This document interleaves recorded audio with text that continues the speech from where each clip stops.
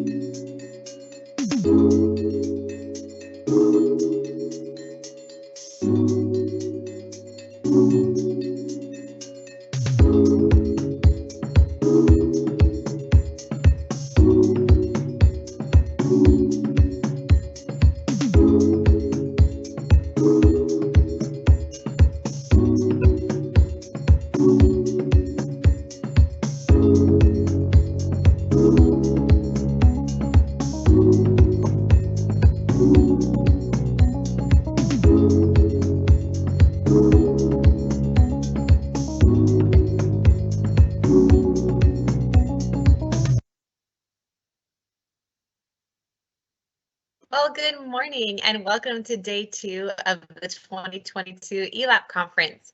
I'm Jen McLaren, Conference Co-Chair, and we are so glad you were here with us. If you joined us yesterday, you know you are in for a lot of great content.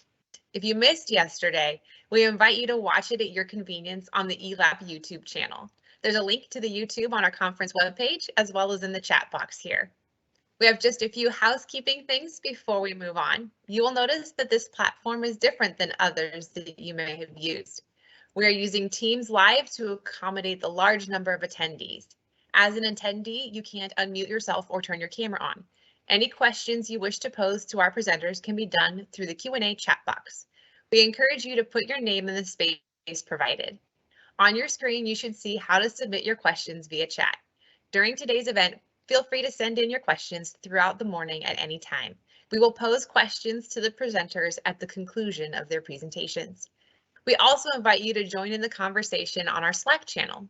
We have already had to have many great conversations, engaged with our presenters, and add a little extra to our virtual conference experience. There's a link to join Slack on the conference webpage, but it's also here in the chat box as well. Today's focus is optimizing your laboratory. We'll start today from a favorite from last year, Rob Brogle, bringing us great information about applying Lean Six Sigma principles in your laboratory. Then we'll hear from Scott Hanton about the benefits of partnership and ownership in improving your laboratory. We'll conclude today with a presentation from Michael Gruenbaum and Murphy Altanel about protecting your lab from cybersecurity threats. It's going to be another great day here at ELAPCon, and we are glad that you have joined us for it. This morning, we are going to jump right into our first presentation. As I mentioned, Dr. Rob Brogle joined us last year, where we gave him a whole 5 minutes to present. He wowed us with that presentation, and you all had such a great response that we brought him back this year. Rob developed the State of California Government Lean Six Sigma program that has certified over 350 green belts, 40 black belts, and 6 master black belts. He is applying the Lean Six Sigma principles in a multitude of industries, and today he will show us how Lean Six Sigma can help in your laboratory. Please welcome Rob. All right, thank you very much. It's great to be invited back and actually have some additional time to present. So we'll do our best to take advantage of it. If we could go on to the first slide. I always like to start off with this quote by Einstein because I think it really kind of epitomizes what Lean Six Sigma is all about. Chances are the people that created the processes that you now work in your labs or whatever environment it might be, they probably weren't experts in efficiency or in Lean and Six Sigma principles. And processes over time, they tend to evolve, become more complicated, even less efficient. And so in order to overcome that, and improve things, we need to learn more. We need to know more about processes, about our processes, about general principles, efficiencies, than we did when those processes are created. And that's the point of Lean Six Sigma, is to really learn and reach a much better level of understanding. And that puts us in a position where we can actually go and fix these problems that maybe have plagued us for a very long time. Next slide, please. So just a very quick background on Lean Six Sigma. It's basically the merging of what started out as two separate process improvement methodologies. Lean was something developed at Toyota back in the 50s, and it focused on eliminating waste in a process and gaining efficiencies that way. Six Sigma was something developed at Motorola in the 80s, and that was focused more on reducing defects, on improving quality. And so these are two very, very complementary approaches. So probably 15 or 20 years ago, they kind of eventually merged and became what now we just call Lean Six Sigma. Next slide, please. So what is this methodology all about? First thing is Lean Six Sigma is very data-driven in its approach. So we want to make sure that we're truly understanding process performances from data, not from anecdotes or from whoever's highest on the org chart, their opinions. We want to really get to the data to make our decisions based on that. And so there's actually a 5-phase methodology in applying Lean Six Sigma to improving processes. So the first phase is the define phase. That's where we create the project charter. We make sure that everyone's on board that's involved in this, and we are all focused on the same thing. We're all on the same page. Once we have that, we've defined the problem and the project that we're going to work on. The measure phase is where we try to understand what the current state of our process is. The analyze phase is where we use a lot of these statistical and analytical tools to get to what the root causes of the problems are. We're going to use data to get to those root causes. So once we understand the root causes, then it logically follows that the improve phase, we're going to figure out how to fix them, how to fix these specific things that we know are driving our problems. And then the last step is the control phase, where we make sure that whatever we implemented becomes part of our process, part of the permanent structure of our organization. And so whatever improvements we made stay fixed for the long term. And so really I look at it as just essentially a scientific approach to process improvement. So nothing, really out of the ordinary here. Pretty basic scientific stuff. Next slide, please. So in the lab environment, so what can Six Sigma do for labs? Well, a lot of things. We can use it to improve turnaround times. We can use it to get better throughput, to improve the accuracy of our lab results, to reduce any kind of errors or lost samples problems that we might be having. We can improve our procurement or our supply process, optimize equipment maintenance. So lots of things that apply very directly to labs that Lean Six Sigma can help with. Next slide, please. All right, so we've had, I think, about 4 slides on Lean Six Sigma. So I think that qualifies us all as Lean Six Sigma experts. So we'll be handing out our MOV belts, or we'll come up with some kind of belt for that. But anyway, now that we understand what it is, the rest of this talk, what I want to do is actually lead you all through an example of the Lean Six Sigma methodology and how it would apply to labs, looking at specific tools that I think would be very appropriate in improving processes in the lab environment. So we're going to do a whirlwind tour, and we are going to fix our labs in the next 35, 40 minutes or so. All right, next slide, please. So we're going to start off. First phase is the define phase. Go ahead, next slide. And one thing that's really important to understand, and this is true not just of Lean Six Sigma project, but any project in general, is studies have shown again and again that short duration, high intensity efforts are far more successful than kind of lower intensity, longer, more drawn out efforts or projects.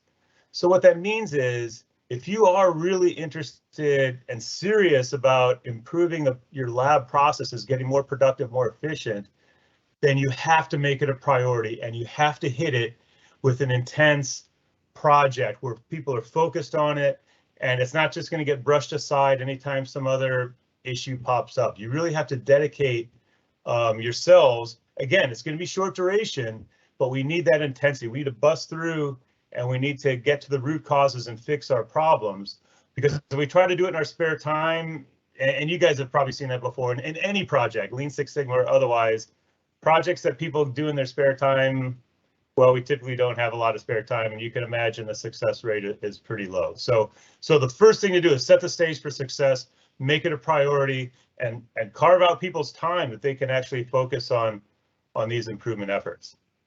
Next slide, please. So then once we've established that this is a priority, now we're going to create the project charter. So just the basic elements of a project charter, and they can take lots of different forms. It can be done in Word, Excel, or lots of ways to do them. But what they all should have in them is, number one, a problem statement. So just a brief statement of why we're doing this project, what our issues are, an objective. But we need to have a very clear objective on what we're going to focus on, what we're trying to accomplish. Primary metric, again, Lean Six Sigma is data driven. And so we need to fully understand and measure our performance metric that we're going to gauge our success on. So we need a measurable performance metric. That's going to be at the heart of our Lean Six Sigma project. Then we also want to include secondary metrics. These are things that these are kind of the checks and balances, and we want to make sure that we don't negatively impact as a result of our of improving our primary metric. We need to understand the scope. We need to have a very clear scope, right? Avoid scope creep that we've seen plague plenty of projects. And then the last one is we need to identify a team. And this is an extremely important part of Lean Six Sigma. The whole approach is designed for cross-functional teams. So it's not just one person doing these projects. Typically we have a green belt or a black belt, or it could be a manager, anyone that leads the project, but we need to have a team of experts that are going to provide the knowledge that we need to be successful. So having that charter in place is going to be set us up for success if we have a really good, rock solid, clear charter. Next slide, please. Here's just an example of a project. This is an actual charter that we had from Caltrans, actually, looking at one of their laboratories. So their primary metric in this case was the time from when they got the samples, when they received the samples, to when they actually made the decision that, hey, this passes or fails a particular test. So they're looking at turnaround time in this particular case. So this is just one form of what a charter would look like. Next slide, please. Okay, so once we've got that project well defined, we've got the charter done. Now it's time to move on to the measure phase. Next slide. So in the measure phase, this is where we're gathering information about the current state of the process. So some of the key tools that we're going to talk about here, and there are others that we will utilize as well, but for our little mini DMAIC that we're going to do, we're going to focus on really some key ones, which is the process mapping, identifying non-value added activities, and then doing a baseline capability analysis. So next slide. So process mapping, this is really the foundation of any improvement effort. What we do for process mapping is, again, with the team, and what I would always recommend is go out to the lab floor, and just document how is the flow of our samples from when we first received them from the receiving dock to how they flow in the different parts of our process, the different stages, the different activities, to when everything's complete. So we want to map that as a flow chart. We also want to make sure we include any decision points or any rework loops. If we have problems here, then it goes back to this step here. So we want to make sure that we really capture reality of what the process really is for flowing samples through our lab environment, or whatever the process might be. If it's a procurement process, whatever it is, we want to be able to capture how it flows and what all the steps and the decisions and the different paths that it could take. The other thing we want to do with process mapping is to make sure that we're identifying which steps are value added and which steps are non-value added. And we'll talk about that a little bit on the next slide. So the definition in the Lean Six Sigma world of a value added activity is that in order to be value added, an activity has to satisfy all three of these, the following criteria. So number one, there has to be some type of transformation, change, information that's generated as part of that activity. So if nothing happens to our sample or to our widget or to our procurement form, if nothing happens to it, then by definition, it's not value added, if nothing's changed or improved. Number two is the activity has to directly contribute to something that our customer wants. So if the customers, if they're the folks that we're running these tests for, we're giving them the data, the output, or maybe it's a pass-fail criteria. If we're doing stuff that they don't care about, or maybe part of our customer is the, whatever, it might be the government, it might be whatever, whoever is on the receiving end of what we do, if they don't care about that activity, by definition, it's non-value added. And step number three is that it must be done right the first time. So any kind of rework or redoing things does not count as value added because we should have done it right the first time. So I tell the green belts and the black belts and everyone in any type of process improvement class that I have, if you remember one thing from the training, remember this. Remember the distinction between value added and non-value added activities, because just understanding that can go a long way in identifying where opportunities are for improvement. And so we want to kind of really, this represents a mindset from what we think. Well, we think everything we do is valuable. We got to have these reviews and approval signatures and all that. And when we actually step back, we realize that, hey, a lot of those activities don't add any value to our customers. And so those are the candidates to be reduced or ideally eliminated from our processes. And we can free up a lot of resources and time by doing that. Next slide, please. So in the lab environment, what are the common non-value added activities? So really for labs, the only activities that really satisfy those three criteria are when we're actually physically changing the sample. So we're curing it, whatever it might be that we need to do for the processing, or when we're actively measuring, we're taking data, measuring our samples. So those are the only steps out of everything we do that are truly value added. So the other things that we do that aren't value added is, any physical movement, moving things around, or that doesn't add any value. That doesn't change or add information from our samples. All the reviews, the checks, inspection of previous work, paperwork, signatures, any kind of retesting or rework, as we talked about, any waiting time delays, the movement of staff moving around to get to different locations, and really any type of processing that's not required to really get the information that we need from our samples to our customers is by definition non-value added. Now, one thing to keep in mind is every process is going to have some non-value added activities. We're going to have to physically move things to get them to where they need to go, to get them to the particular machines or temperature chambers or whatever. Things have to move. But the question is, can we minimize the amount of movement that happens? Can we arrange things physically so that we have a minimum of walking around of movement? Those are the type of things to really look for. So understanding and evaluating value add versus non-value added activities, that's going to be hugely important in your process improvement efforts, because that's going to lead you to some significant opportunities for improving things. Next slide, please. So the other thing we do in the measure phase is we want to measure what's our performance level right now. And so we take our primary metrics, whatever those were, and now we get data to understand what's our current value, what's our current level of performance for the primary metrics.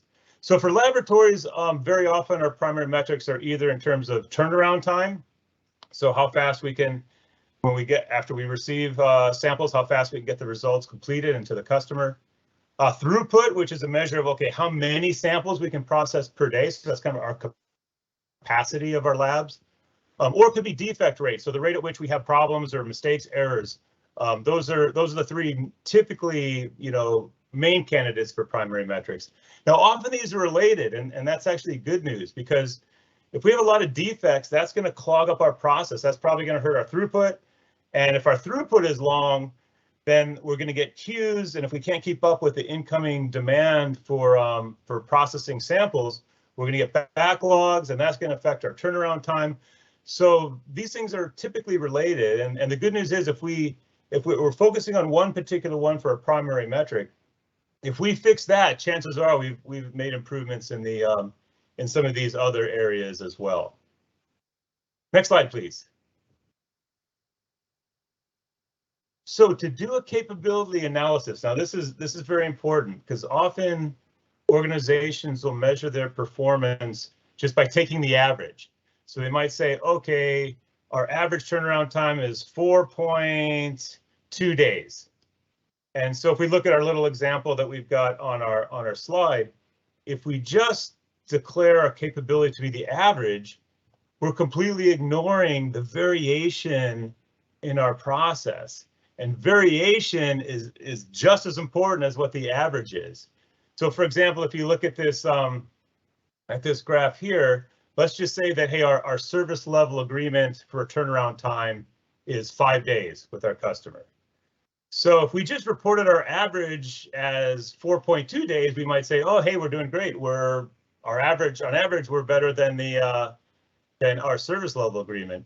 But when we actually look at the data points, and this histogram here represents maybe 100 data points. I think that's what we have is 100 here.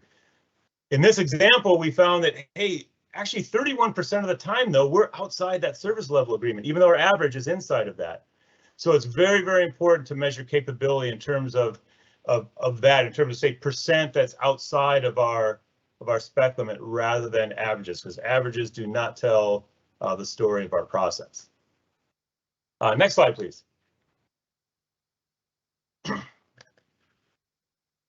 Okay, so now that we've understood, use these measure phase tools to understand the current state, now we're going to look at analyzing and really getting to the root causes of our problem. So next slide, please.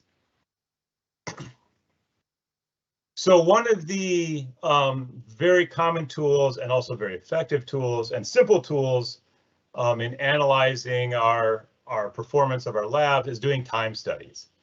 So all that we do for that is just, and a common way of doing this is whenever a sample comes in, we stick basically a traveler to it, and it could be simply a piece of paper with timestamps, just like the example shown here. And at every point in the process, we timestamp when we receive it at that particular step. So when we got it at the dock, when it showed up in the lab, when we logged into the system, all of the activities that happen along the process map, we want to just timestamp at what date and time it was, and then we can go back and analyze this data and understand, hey, where are our samples spending most of their time? So if we're lucky and we have a process that's electronic, we might be able to get this data electronically, but very often we have to do it the old-fashioned way, especially if we want to get the details of the steps that maybe aren't being captured by our logs, which might just be looking at when we received it, when it started processing, when it finished processing. We want to get more details. We need to do this type of a time study.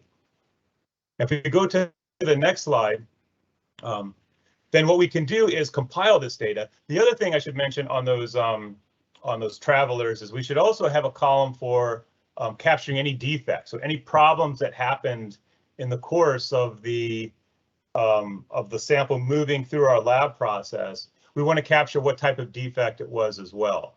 And so once we have that data, and we do it on a number of samples, then we can process it. And what's here is something called a Pareto chart, which some of you may be familiar with. The Pareto chart is simply an ordered bar chart. So we can take those that timestamp sheet and look at, okay, what steps in the process are taking the most time, and we can put that on a Pareto chart, and that'll show up as the highest bar, the step that takes the longest time to get through. That'll be the highest bar on the Pareto. Those give us the best opportunities if we're trying to drive down the processing time or our turnaround times. then the Pareto can really help us, once we've gotten the data from the time studies, help guide where we can get the most improvement for our efforts. And we can do the same thing on the right here is we can count up the occurrence of defects from those same travelers, and we can then compile, okay, which defect type is occurring the most often, and again, that can help guide where our improvement efforts can go. So all this is trying to get to those root causes of defects and problems, which include excessive time being spent in certain parts of our process. With these kind of tools, we can capture that, and that will then help guide where we need to focus our improvements. Next slide. Another type of analysis that's important is something called a throughput analysis. So if we look at the different steps in our process, what we want to do is capture, well, how many samples per day can we process at that particular step? And if you notice this made up example here, step number 4 has the lowest throughput. And by being the lowest throughput, and if you click next, if you hit, there's a little animation here. So if you click the next slide, there we go. That's my very high-tech, fancy animation in my presentation. If we look at this particular made-up process, the step number 4, that's our constraint. If step number 4 can only process 15 samples a day, then no matter what we do with the other steps or improve or make those better, we are stuck. That is our constraint. We cannot do any better than our slowest, our lowest throughput step. And that's called the theory of constraints. And that's, by definition, that's our bottleneck, if you've heard the term bottleneck. So we need to make sure that we understand our bottleneck as part of the analyze phase when we're trying to improve our the throughput of our lab. Next slide, please.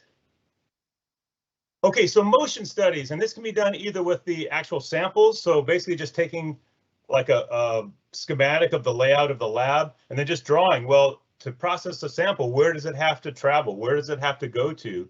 Especially if you've got labs that are in a large campus, it might be even different buildings. Does it have to travel between buildings? And we can do the same thing with the personnel, with our staff. So where do our staff have to move in order to be able to do their jobs and process these samples? So motion studies can help identify, hey, where do we have excessive motion?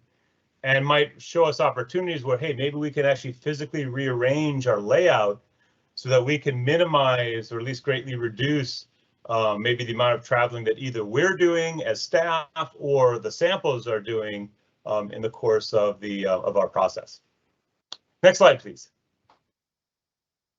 The last one we're going to talk about is WIP analysis. WIP stands for work in process. So what we try to do with a lean approach is to minimize the amount of work in process. If we have a lot of work in process, anything that's partially completed, there's some potential problems that can cause. So first of all, if we have things piling up in front of various steps in our process, then that just increases the waiting time because now things don't flow through. They have to stop and wait for the other samples in front of them to be processed. So that adds delays in the waiting time, adds to our overall turnaround time as well. It also involves extra work. We got to manage all these extra samples that we have in our lab. It adds some risk because if we realize that, hey, we had a problem, we had a machine that was out of calibration, we made a bunch of wrong measurements, then we might have a whole bunch of work in process that now we have to go redo as a result of discovering that mistake. We also increase our probability of losing track of things. You know that you probably have plenty of examples where we've lost something in the lab or lost track of something.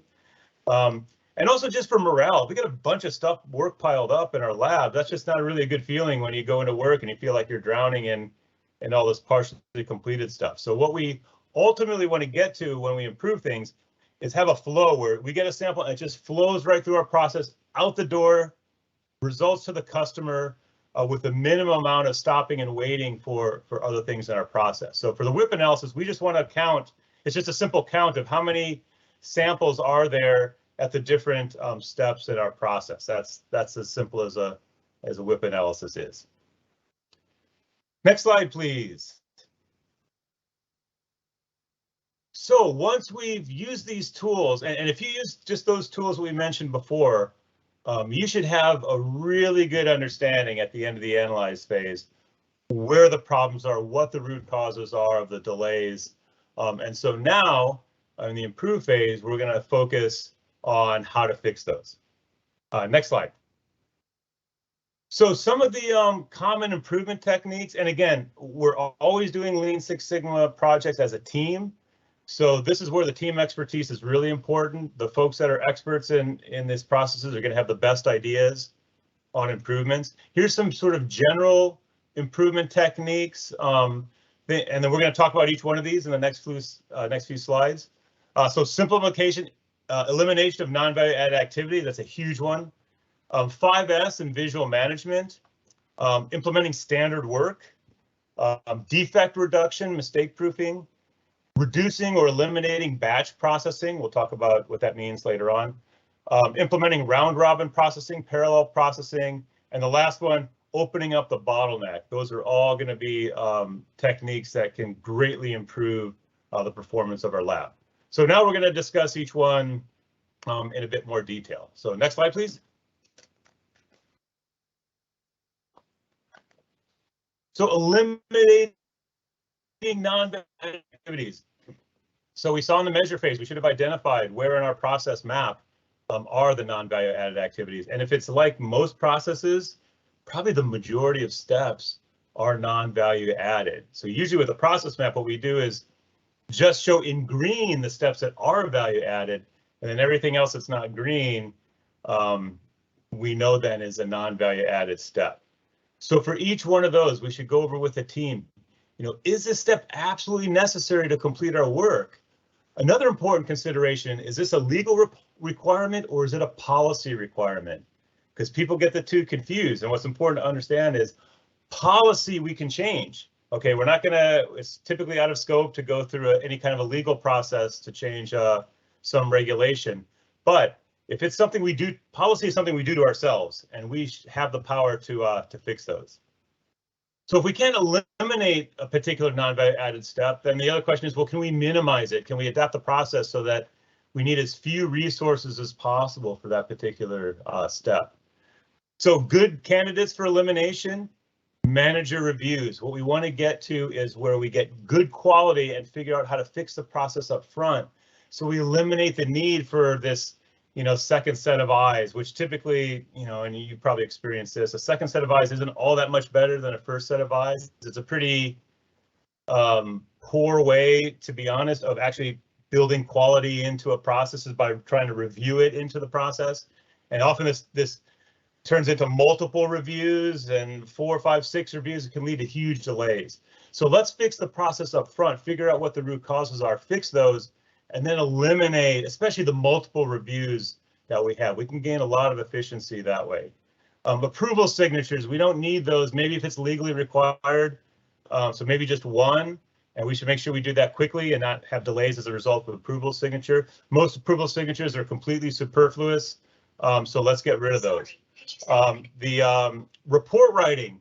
So are we, and I've seen this a lot in a lot of projects, people spend a lot of time writing these reports, and then maybe they send a report, a Word document along with the data set, and the customers don't even read the reports. They just look at the data because that's all they really need. So make sure we're not doing a bunch of stuff that the customers aren't reading, don't care about. So report writing sometimes is a candidate for that. Don't do it if they just need a data set. Just give them the data set, and we don't need to waste our time with other things. Is there manual data entry paperwork that we could automate possibly? If there's problems, sometimes we spend time with problem resolutions on our intake. We don't get the samples we need, or we have insufficient materials. So can we improve our intake process with our customers so we're getting what we need? We have checklists. We're providing them with making it easier for folks to supply us with the right quantities of samples in the right way. So that's something we should look at improving on our end. How can we make it easier for that? And so any other thing that we provide to the customers that they don't need, and we need to make sure we talk to our customers to figure that out, because in these examples of report writing, they hadn't talked to their customers. And so as part of a Lean Six Sigma project, they did, and that's where they found out that they don't need to be doing spending hours and hours writing these reports. So make sure you're talking to your customers and finding out exactly what they want and what they don't need from us. Next slide, please. So workplace organization, so 5S. This is something you can go online, find tons of material on the 5S's. It's really, really important, and especially in the laboratory environment, it can help a lot. So the 5S, it's a process for keeping your workspace organized. And so there's a 5-step approach. So step number 1 is called sort. And what that means is you go through your lab and anything that you don't need, you just get it out of there. Get rid of it, either throw it away, or if it's something that's maybe used very occasionally, you put it in a storage place somewhere, but get it out of the common workspace. Number 2 is set in order. So for everything that's left that hasn't been gotten rid of, we need to have a place for everything in its place. Things should be clearly labeled of what they are, where they belong, any tools that we need as part of our processing. They should have designated areas and should be very visible and very clear where everything goes. Number 3 is shine. That means sweeping, mopping, dusting. We want to keep our equipment clean, keep the floors clean, keep the areas clean. Standardize means we agree upon, we have all the people that work in this particular common area or the lab to come up with a standard practices for how we keep things organized. So the team should come up with those for themselves. And the most important part is sustain. So if we just do this once, then we're going to get clean for a while and things are just going to fall back to how they were before. So I'm actually, I have a physics background. So if you guys remember from physics classes you may have had, the second law of thermodynamics is that entropy is always increasing, which means things tend toward disorder if left on their own. So we need to schedule, and maybe it's like once a month or every 2 weeks, whatever might be appropriate, regular times when we go back then, okay, we go back and we do the first 4, revisit those again. So we have to keep the 5S active, or else things just quickly fall back to how they were before. The laws of physics will get us on that one if we don't keep that going. Next slide, please.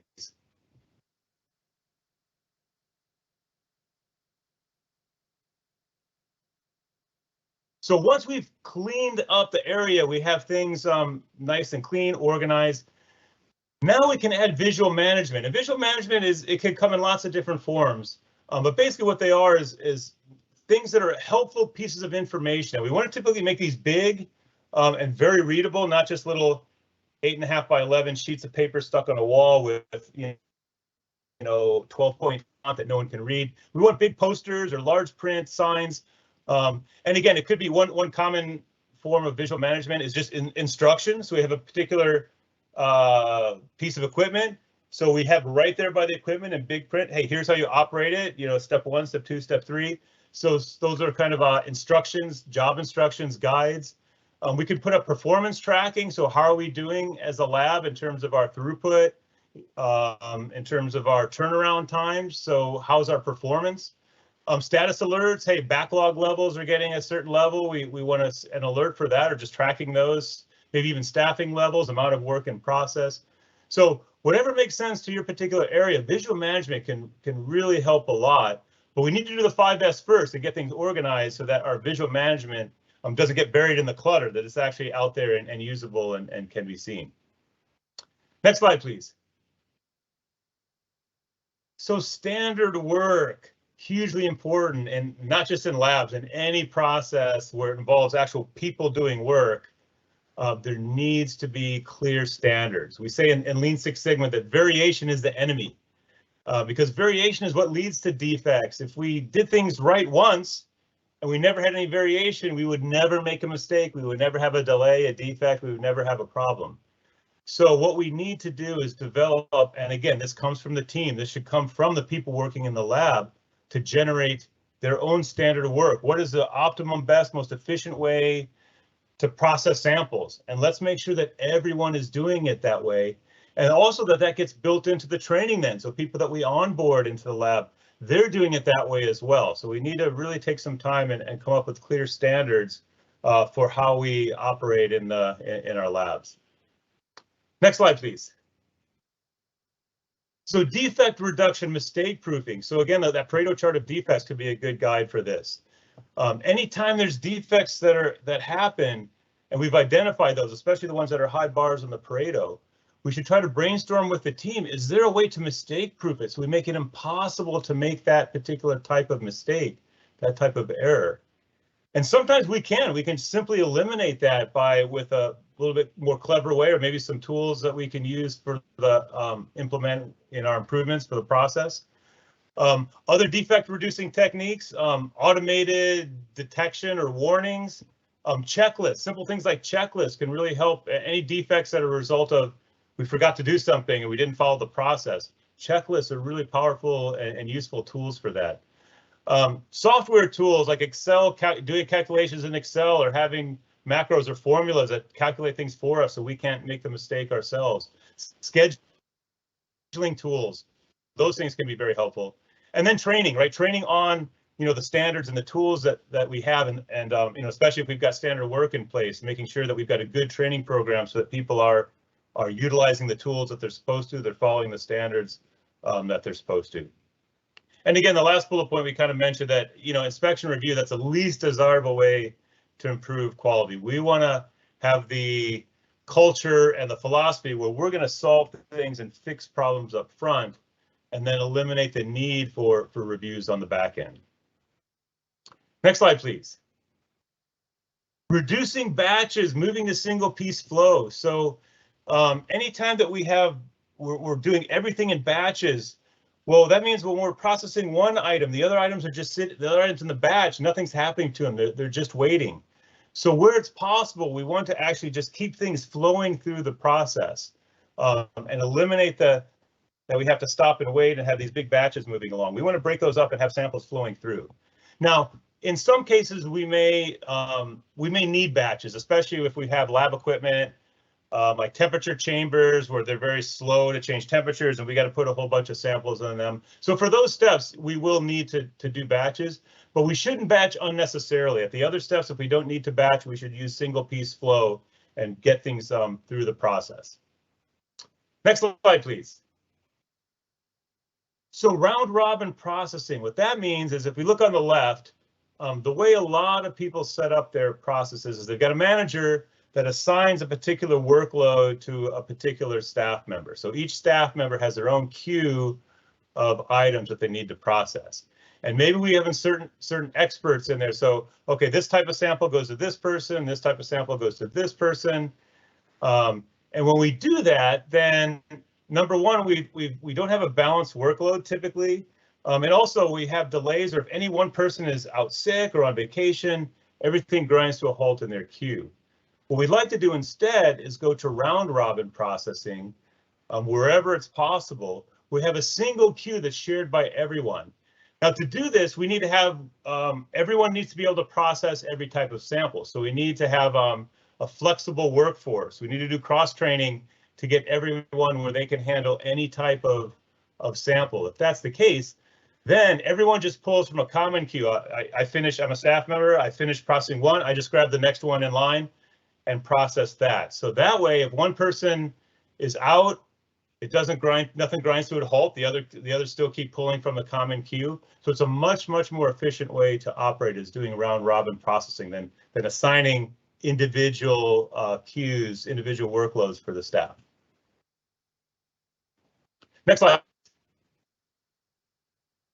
Also parallel versus serial processing. So really understand which steps, are there some steps in our processing the samples that can be done in parallel? Maybe some, whatever it might be, if it's required paperwork or things can be done in parallel while the sample is actually being processed.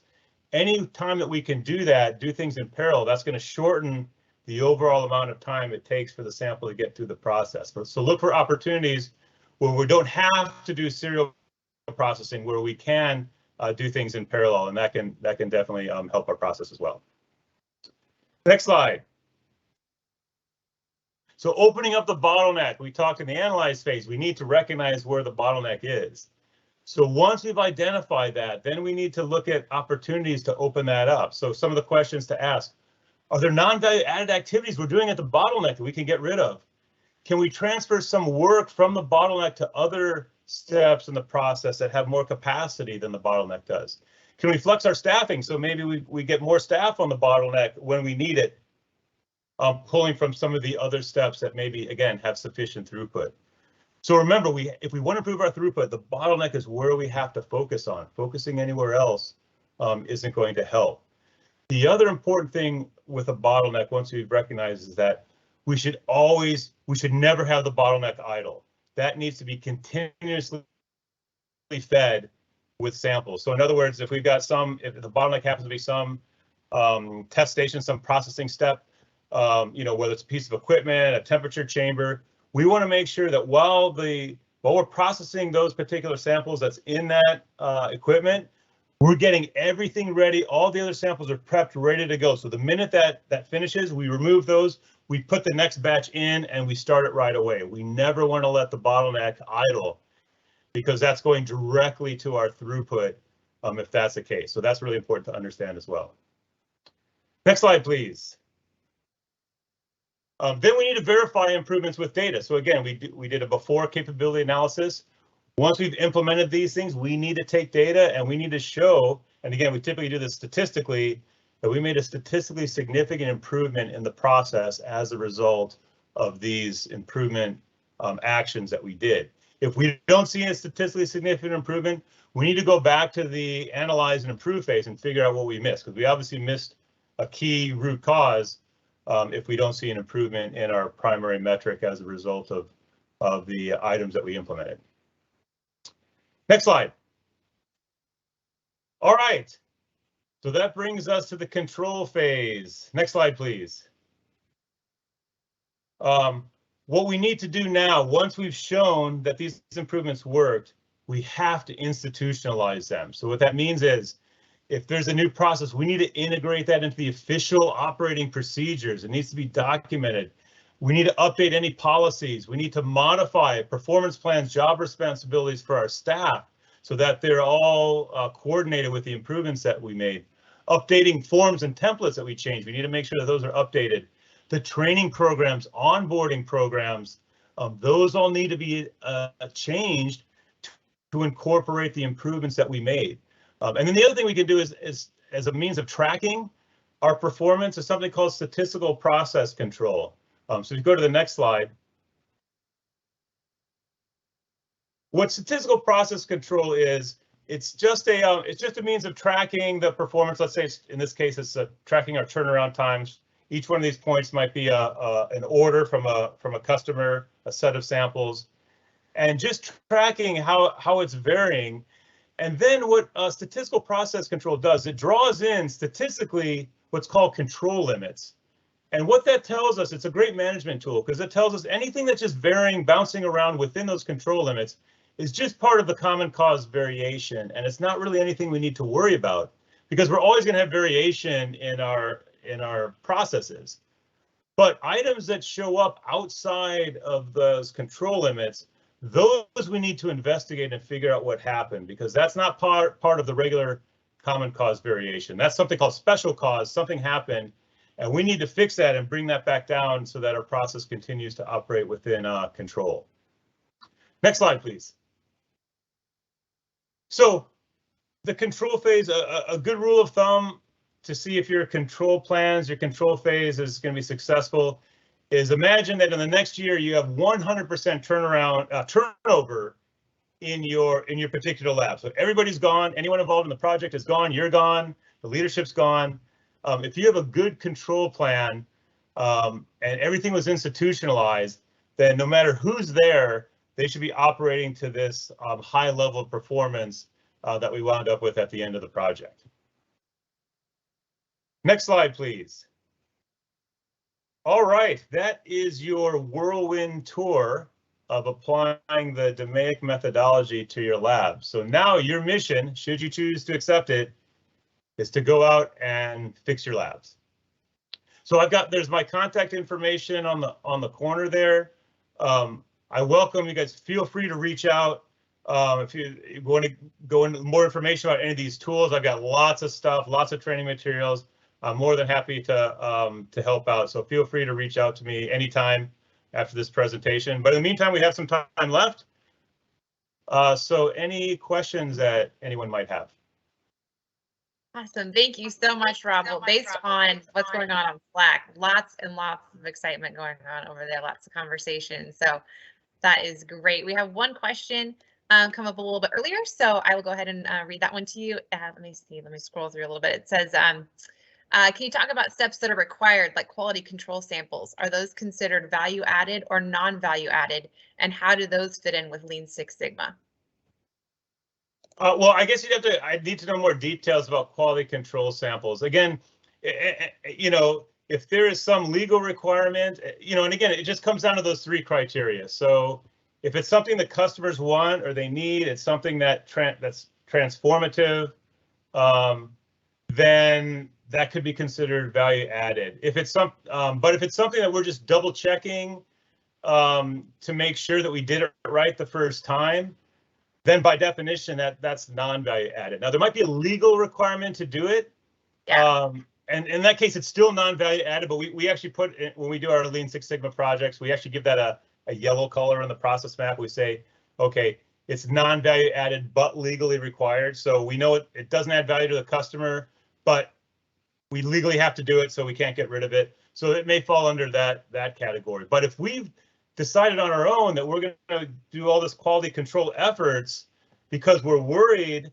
that we're doing something wrong, then what we'd really like to do is, okay, let's figure out, again, using the Lean Six Sigma techniques, what is it that we're doing wrong? Can we fix it up front and either eliminate or at least reduce the amount of quality control activities that we need to do? And then another question. If it is applied, does it mean that the person must be qualified to implement the procedures in the control plan?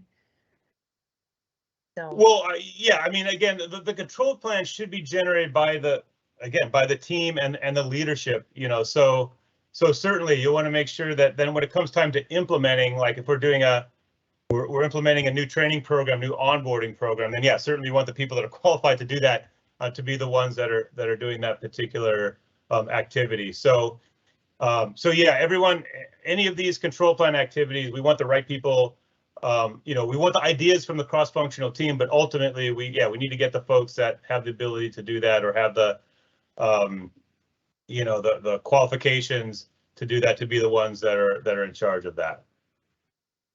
Someone asked, what is the significance of the belts that are being referenced? Are they the level of experience with Lean Six Sigma? Yeah, it's funny. It's basically, this dates back from the Motorola days when consulting groups came out of Motorola to kind of spread Lean, or at the time it was just Six Sigma to the world. And so they came up with these kind of silly, because this is the 80s, right? This is the Karate Kid era. So they wanted to make like different levels of belts. So typically what there are, I mean, you can hear white belt, yellow belt, green belt, black belt. And yeah, it's basically your different levels of training that you've gotten. Like green belts are typically the ones that do a lot of they'll do the statistical tools, and they're really kind of the full-blown folks that really understand the Lean Six Sigma methodology. The white belts are the folks that maybe had a day of training and are exposed to some of these things like the lean concepts, like non-value added criteria and things like that. And then the black belts are the ones that they get additional training on how to lead, how to really drive projects, how to organize your resources, your green belt resources. So yeah, we're kind of stuck with this belt system that's been around since the 80s. But yeah, so if you hear these different terms, but basically green belts are typically the ones that, hey, these are the folks that lead the charge, they can drive projects, and the black belts are the ones that can kind of oversee larger scale improvement initiatives in their organizations. There's another one that says there were a variety of tools presented. What about the strengths and weaknesses of those tools? Oh boy, well, that would be a whole nother at least 2-hour presentation. But I mean, as far as weaknesses, I mean, the tools, and there's a lot more tools out there, by the way. When the folks that are going to be doing green belt training, you learn a whole bunch of additional tools, a lot of statistical tools as well. But those are really the fundamental ones, I think, that are going to be used in most situations, and especially in a lab type environment. The time studies, the throughput analysis, WIP analysis. So all of these tools, I mean, I wouldn't say weaknesses. I would say each one kind of shows a different perspective, sheds light on a different part of the process. So a time study shows on what's happening over time, where your defect studies show, okay, where are we making mistakes? So that, WIP is, hey, where are things piling up? Where do we have our backlogs for the work and process analysis? So they're all designed to have different points of view. And so, yeah, you wouldn't. So I think maybe to your point, you wouldn't want to rely on one single tool because, if it's just a time study, because a motion study may actually illuminate some of the reasons why things are taking so long, because we've got so much movement involved and resources that are required just to get things to where they need to go. So by kind of using those different tools, getting those different perspectives, you should get a pretty complete picture in the analyze phase of where your problems are. And then in the improve phase, it's okay, let's now focus in on how to fix those. Awesome. And then just, you may have caught Rob's reference there.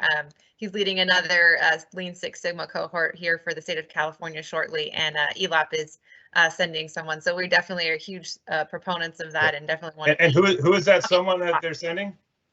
Yeah, that someone's sending. Yeah, I'm gonna go. I'm pretty excited. So looking forward to Jennifer is representing ELAP. Yes. Yes, and we look forward to embracing that continuous improvement mentality. So we definitely want to encourage ourselves as well as the laboratories that we're all in this together, working to make everything better.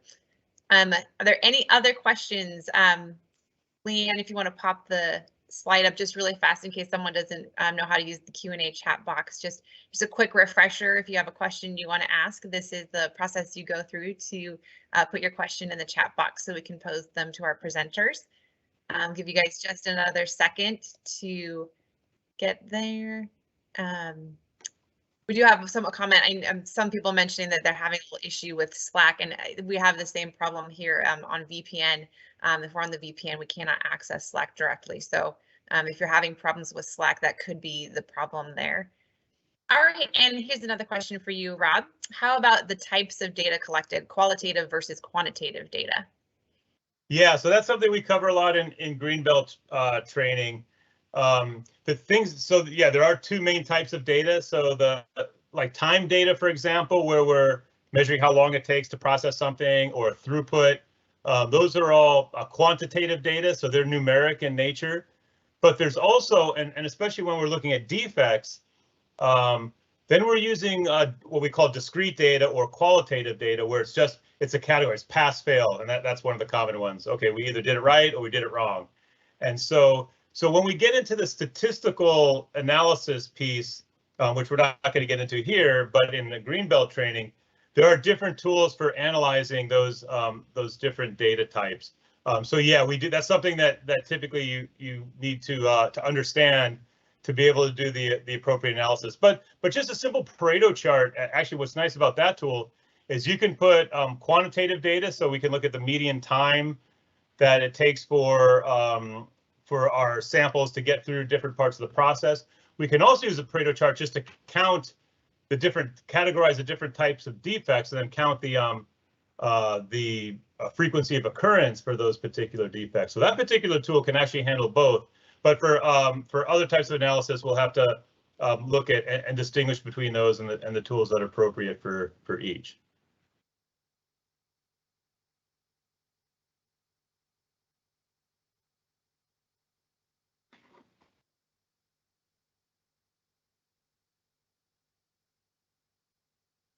Okay, other questions, Jen? I think you're frozen, at least on mine. I'm not sure on anyone else's. So maybe I'm the one that's frozen.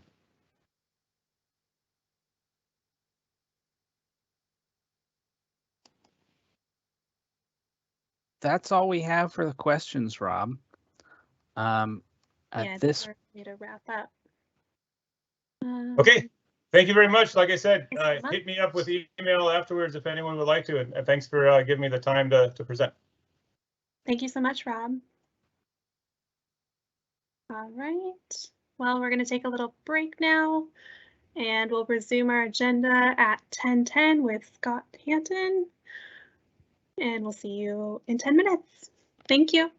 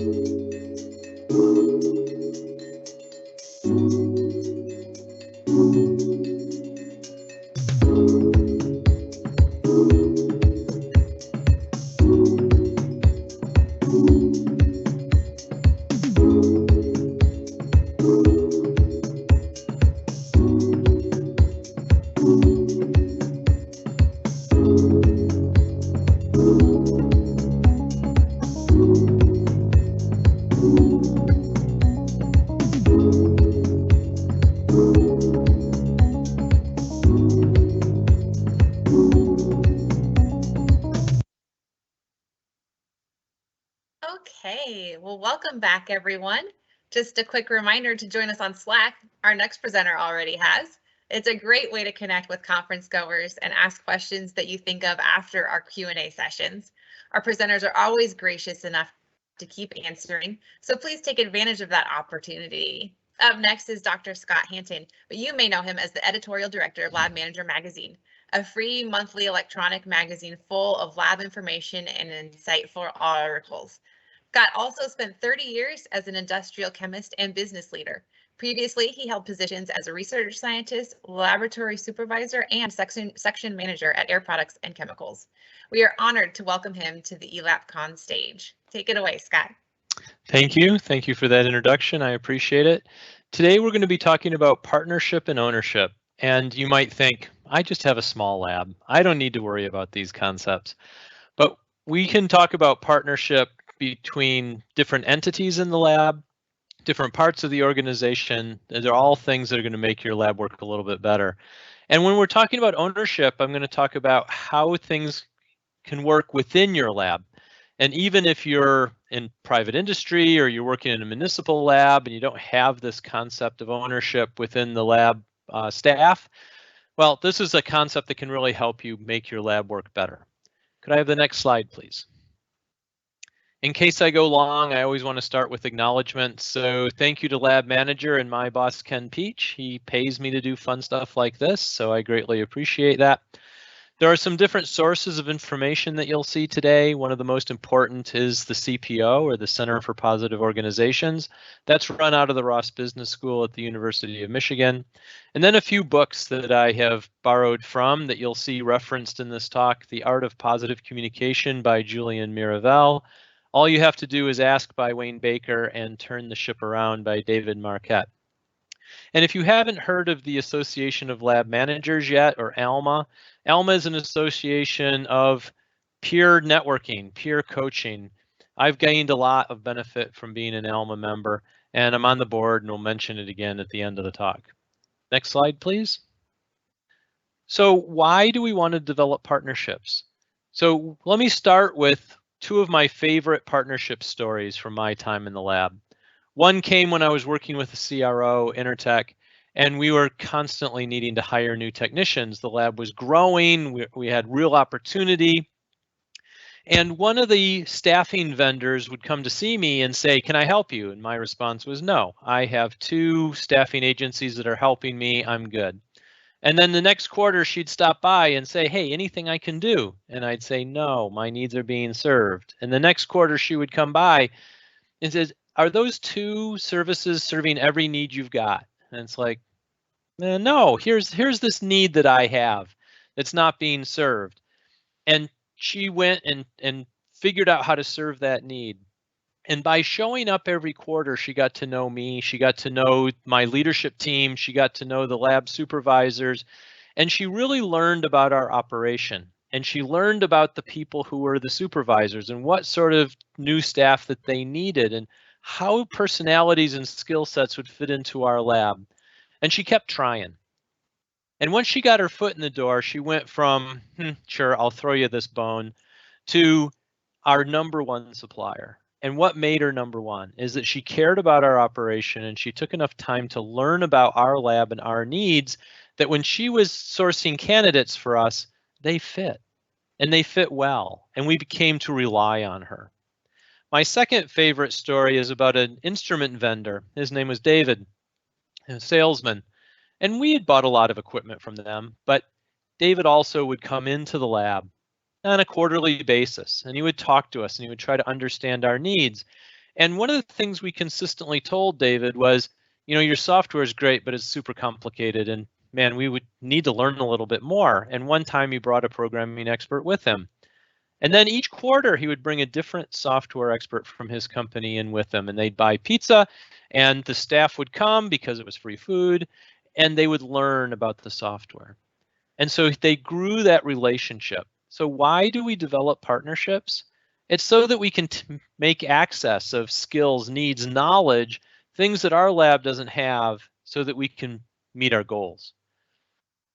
Could I have the next slide, please? So if you want to have good partners, maybe the first place to start is to be a good partner. And there are a lot of different ways to describe a good partner, but when I was a Boy Scout, and I had to memorize these things. And they still speak to me today.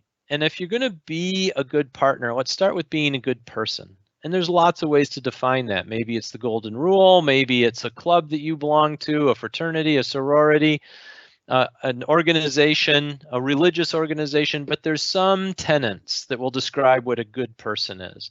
And if you want to have good partners, you need to be a good partner. Could I have the next slide, please? Another way to think about how to be a good partner comes from Molly Fletcher. I saw this on LinkedIn. 10 things that require 0 talent. Now, this posting by Molly elicited a long conversation on LinkedIn about whether these things are 0 talent or not. And let's leave that argument aside, but we can look at these things and say, these are people who do these 10 things. Those are the people that I want as partners. And so if that's what I want as a partner, that's probably what my partners want as well. And so these are all things we can do. And it doesn't really matter if you are in budget control or whether you can allowed to spend any money in your position in your laboratory. None of these things cost any money. And so you can set up the situation for effective partnership without having any budget. Can I have the next slide, please? I had the opportunity to see Melanie Klinghoffer speak at an ALMA meeting, and I love her tagline, "If you care, they'll care." Caring is reciprocal. People are reciprocal. Other people are much more likely to care about you and care about the things that you care about if you care about them and care about the things that they care about. So this is true as you build partnership. It's just as equally true as a lab manager as you interact with your staff. And demonstrating care for them as human beings, about their needs, about their mission, how they do their work, all of that will help them care about you and your leadership position and how the lab is going to function. We can transfer that just as well to partnership. If we care about mutual success with a partner, then we're more likely to get the help that we're looking for. And people notice when you care, and caring can drive many other positive outcomes. Next slide, please. I really like this quote from Teddy Roosevelt. Nobody cares how much you know until they know how much you care. And so you might be a world-renowned scientist in your particular frame of science. You might be the best at the bench in your particular lab. You might be a well-respected leader within your space, but nobody really cares about all that experience until they know that you care about the partnership, the mission, the laboratory, the individual. Next slide, please. So now I want to dig into partnerships. And I was able to find some different components of partnerships that are really important. And putting these things together are going to develop the successes that you want from the people that you partner with. And you may have a lot of partnerships across your lab. You may only have one. Maybe you have no key partnerships. If there's one take home from this talk today, it'll be that partnerships can be valuable. And if you don't have any, maybe it's time to think about that first one. If you have ongoing partnerships, maybe there's one of these things that you can do a wee bit different or a wee bit better in order to improve those partnerships. If you have a partnership that's not quite working, maybe there's something here of these different elements or qualities that's going to make a difference. And if it's really not going to work, maybe it's time to find a different partner who can deliver those needs for you. So we'll start with clear roles. That's where I'll start in the next slide. And we'll go around this pattern and we'll touch each of them. So when you're thinking about important partnerships, first of all, we want to find people whose strengths are the things that we need, right? So the best partnerships are delivered from strengths.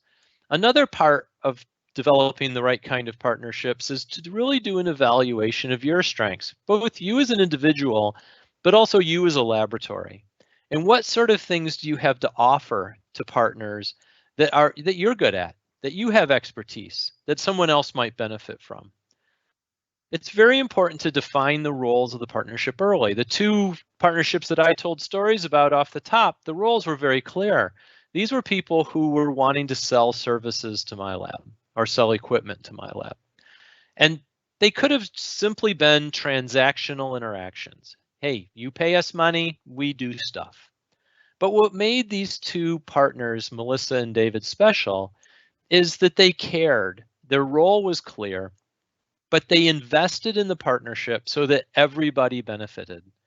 And not only did they sell us services and sell us equipment, but they got to know us and they got to understand our needs and they became our partners. They were invested in our well-being, not just because we bought services and equipment from them, but because by helping us, we actually bought more services and equipment from them. And as our lab grew, they were in the front seat for the next opportunity.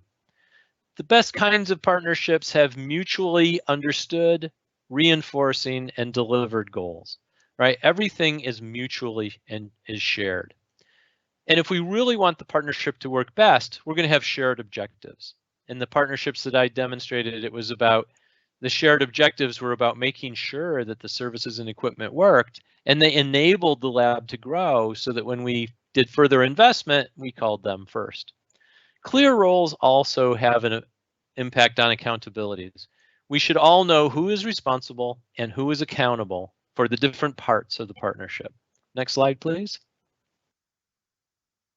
Good partnership starts with communication. Communication starts with listening, and I'll come back to listening in a moment. But not only are we listening for words, but we're also listening for feelings. And for a lot of us as scientists, listening for the data, listening for the answer, listening for the words is pretty straightforward. That's what we've been trained to do. But maybe we have to work a little harder on listening for the feelings and making sure that we're in touch with what's going on with the people, not just the transactions or the outcomes. Another key to open communication is consistency, that our words and our actions are working off of each other, that they're consistent, that people can trust us, that we are being honest in both our actions and our words. Open communication also needs to be clear and concise. So it's not about trying to fool somebody or to use a lot of words to cover our ignorance, right? It's about being clear and making room for other people to talk. And of course, we need to be respectful to everyone, independent of their role, their origin, or their parts of the shared accountabilities. Next, please. There are a lot of different ways to communicate effectively. Again, listen is at the top of the list. We have 2 ears and 1 mouth for a reason. We need to use them in those proportions. We also need to manage our nonverbals, especially in a leadership role. People are watching us constantly, and we need to make sure that our nonverbals are consistent with our verbal communication. And then when it is time for us to speak, there are 7 elements of effective communication, and we want to try to follow them as well as we can. Let's be clear about what our message is. Let's be concise. We don't need to bury it in pages and pages of words. Whether it's spoken or written, we can get to the point. We want to make it concrete, especially around the lab. The lab is technical work that is by and large very concrete. And so we can speak in our scientific jargon in order to make sure that we are being concrete and to the point. Of course, we want to be correct. And we are building trust and respect through these partnerships and these relationships. We want to be coherent so that the whole message is aimed in the same direction. We want to be complete. We don't want to leave anything out. And there's respect again. So we need to be courteous if we want to build these kinds of partnerships. Next, please. And here we come back to listening. President Calvin Coolidge said, "No man ever listened himself out of a job." You know, that man was probably the right word for Coolidge's time, but now today I might say no person ever listened themselves out of a job. Listening is a skill that's really important and will never do harm. So if you want to develop excellent listening skills, here are some suggestions. You want to make sure that we let people get to the end, that they're comfortable, they've had their say, they've been able to put their ideas on the table. For me, building active listening skills, it was important for me to get a handle on my tendency to interrupt. I'm impatient. I'm ready to get on with the conversation or the idea. And for me to improve my listening skills, I needed to learn how to not interrupt. Also, we can use small questions to ensure understanding. And we can encourage others to keep going and to accept their views. Sometimes it can be hard to continue listening when you think, I just don't agree with this. But maybe by the time they get to the end, they'll have learned something new, or maybe that they're not like they're going to convince you of something you don't believe in. But the point is to learn and to give them every opportunity to teach what they have to say. As a scientist, it was always easy for me to be curious. And that made listening to learn a real skill and something that I could use in a lot of different situations. And so listening to your partners and enabling them to teach you from their expertise. Next slide, please. Another piece of communication and clear communication is to be positive in our communication. And so I like this quote from Julian Miraval: "When you improve your communication, you improve your relationships." And that's true across all the span of your relationships, but now I'm speaking directly to partners. And so if we can improve the way we communicate with our partners through the lab, then we can improve those relationships. And the benefit of improving those relationships is we get more access to their knowledge, their skills, their experience to help us make better decisions and to help us solve our problems in our labs. Next, please. So this little postcard comes from Professor Miraval in his book, The Art of Positive Communication. And the goal here is to use these 6 different types of communication in order to have greater influence, in order to improve your relationship. So the first one is to greet, and that is the opportunity to create contact. And so we can use greetings, whether they're in person or in email or on a Zoom or a Teams call. It can be as simple as hi, or a little more complicated as how are you. I think if you're going to use a greeting that ends in a question mark, like how are you, it's respectful to listen to the answer. How many times have you had somebody, you're in an in-person building, you're around the lab, and somebody's walking towards you and they say, "Hey, how's your day going?" And they keep on walking. I feel like I need to stop and have a conversation. But that greeting is an opportunity to start a relationship or to start a contact. And then the second one is to ask. Let's ask questions. Let's discover things about the other person or the other organization. What are they good at? What is their mission? What do they want to offer us? What's in it for them? Then we can use praise. If things go right, let's praise and recognize people. If the partnership is working, make sure they know it. And so they feel like their investments in the partnership are worth their time and they're getting something back from it. Then we can answer questions, we can disclose. So we're asking to discover, and others will probably do the same because humans are reciprocal. And so can they then disclose, or can we disclose things about what we need? Sometimes it can feel awkward to talk about what your lab needs or what you're struggling with someone from outside the laboratory. But if you can build the right kinds of partnerships, then you can find people whose skills and experience are complementary to yours, and they can help you solve those problems. The next one is to give. So can we support other people? Can we lean on our networks, our knowledge, our expertise, and share those with others? And that's a key part of partnership. And then listening, and Miravel puts listening last, but I might have put it first. And can we listen carefully so that we can transcend our differences, so that we can build partnerships with new, different people that come from different places, that have different experiences, but maybe they have the knowledge that we need in order to make something better. Next, please. So these are all tidbits that come from Miravel about how good leaders communicate. And I think it translates directly into how good partners communicate.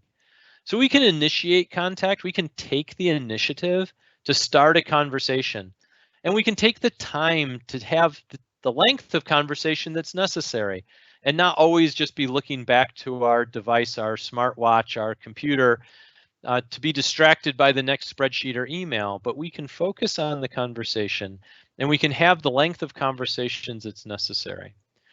We can use warm greetings and warm closings. We can create the practices to invite new and better conversations. We can do all of these different things. And so I would encourage you to look across how you communicate, both with your staff and with your partners.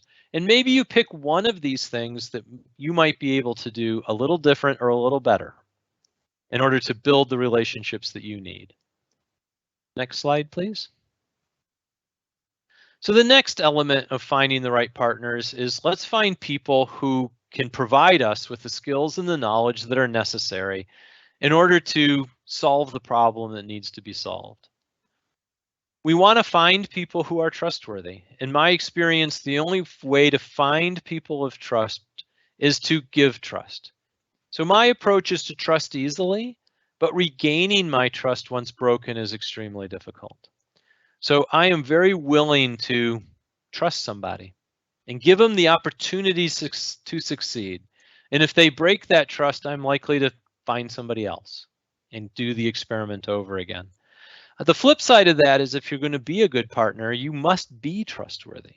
So do what you say you're going to do, go where you say you're going to go, and make sure your words and your actions are aligned. Competent partners are people who can deliver. And so on time and on budget might be easy ones to think about. But for the partnerships that you're looking for, what kind of delivery is necessary? And so it's important to think through, what do you actually need from this partnership? And then be able to say so in a short and specific way so that your potential partner knows exactly what is expected. Having said that, life never quite goes the way we expect it to. I have a crystal ball here on my desk. It's a very important part of my management toolkit because it feels like I am always asked to predict the future. And I might have my expectations about what I need and what I'm going to ask that partner to deliver, but we always have to be flexible. We're going to adapt with what we learn. And it feels like things never quite unspool exactly as we hope. But if we can learn and roll with those punches, we can still have success. And then I'm looking for partners who can be creative. the kinds of problems that we have are not just look it up in the book kinds of problems. I'm not looking for simple answers or simple solutions. I'm looking for people who can help me solve complex problems. Next, please. So another part of finding good partners and being a good partner is making use of your network. So networks do a lot of things for us. Yes, we can connect people to people, and that's the most common use of the word networking. Find the people, but networking is way more than collecting business cards. Networking is about not only connecting people to people, but connecting people to ideas or to opportunities or to ways to solve their problems. And how do we do that? We're going to access people who have specific knowledge, experience, expertise, or their own network. If our network doesn't have the right skills or knowledge in it, then maybe what we need to do is find a partner with a different network. And one of the key parts of interacting with our network and to find the right partners is our ability to ask for help. And so if we can speak what we need, we are much more likely to find it. Next, please. So a key part of having good partners is mutual benefit. And so we need to find the people who can succeed alongside of us. And not just because it's a transactional interaction, but because they are willing to invest in the relationship.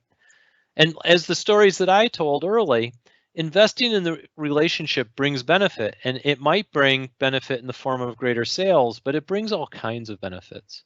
Not only were Melissa and David able to help me with some of my problems, but by getting to know them and their businesses better, I could have input into their businesses. I could give them the experience of the lab and the lab manager, or how we use the equipment, or the kinds of struggles that we had when we were recruiting on our own and not using a staffing agency.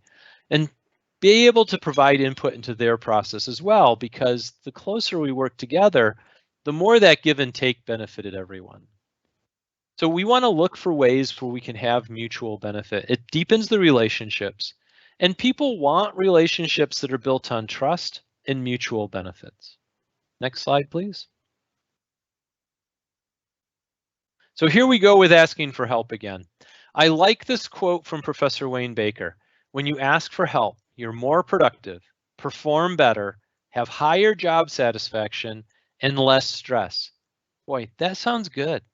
So just, of course, I can't see you and I can't see your response, but are you willing to ask for help?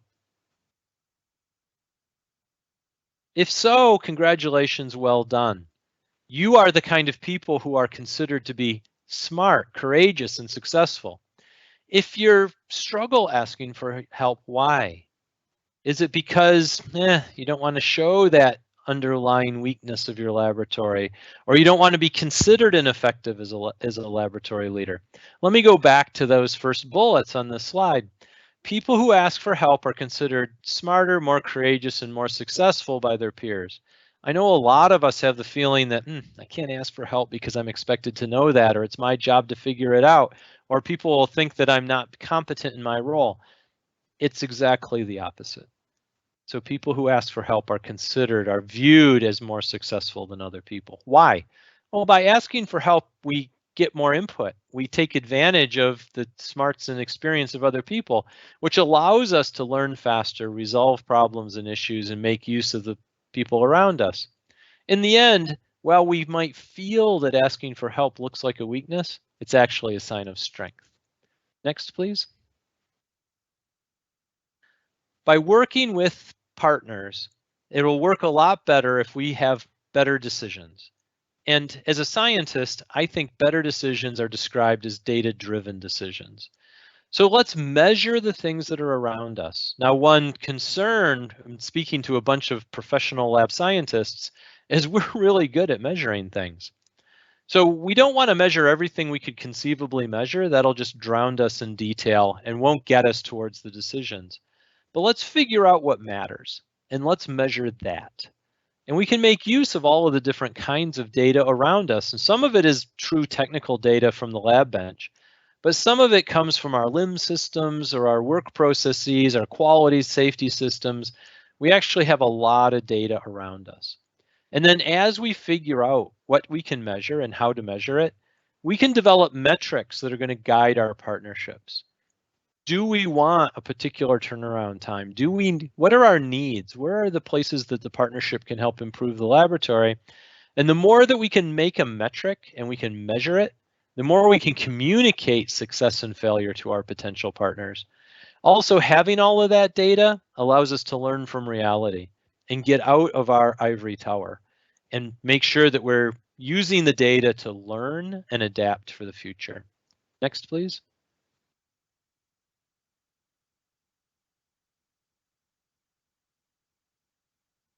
So as we're talking about what is success, it's really important for us in the lab to be clear about what we need. So our clarity on success is going to be a key quality of the partnership. That starts with having a good purpose. What is it we are intending to do with this partnership? And to communicate the vision of what a successful partnership looks like. Once we have that vision and the purpose, now we can align our team and our partners around the activities that the partnership is going to engage in. It's also going to help us know how and when to adapt. So when is reality deviating from our vision? And that might mean that we have to have a new conversation with our partner. Ask them if they're seeing the same thing. Get some input from people around the laboratory about how the partnership is going. And making sure that we are still aimed at success and not getting sidetracked by whatever distraction may have come up. Next slide, please. I hope that we're all familiar with SMART goals. I hope that we're using them inside the lab as we do performance management. Quick review, SMART is an acronym. We want our objectives to be specific, measurable, achievable, relevant, and time-bound or timely. We can use the same approach when we're building our relationships with partners. And the more specific and measurable we are, the more effective our relationship with the partners are going to be. And it's not about having a report card for your partner. It's not giving your partner a performance review. This is about being clear and specific about what we want to achieve and putting your ideas on the table and expecting them to share their ideas about how mutual benefits and mutual needs can be delivered through this partnership. And the more we can speak to these concepts, the better off our partnerships are going to work. Next slide, please.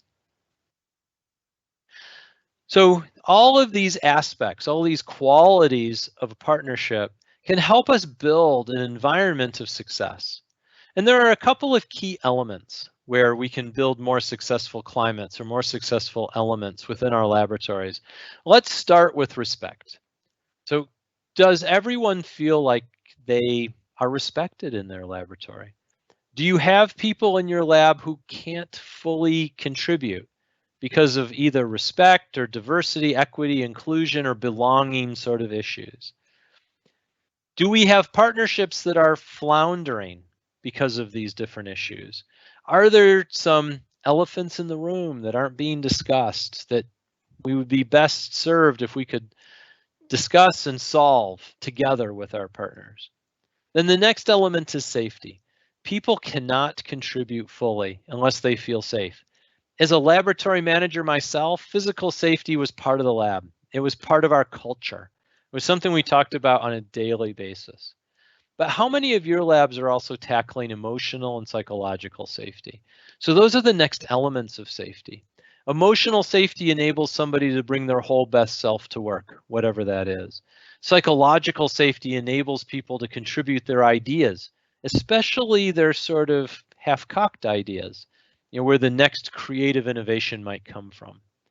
And then we want to make sure that we have a learning environment, that we're dealing with motivation. And especially in these days, we want to make sure there's compassionate support for everyone.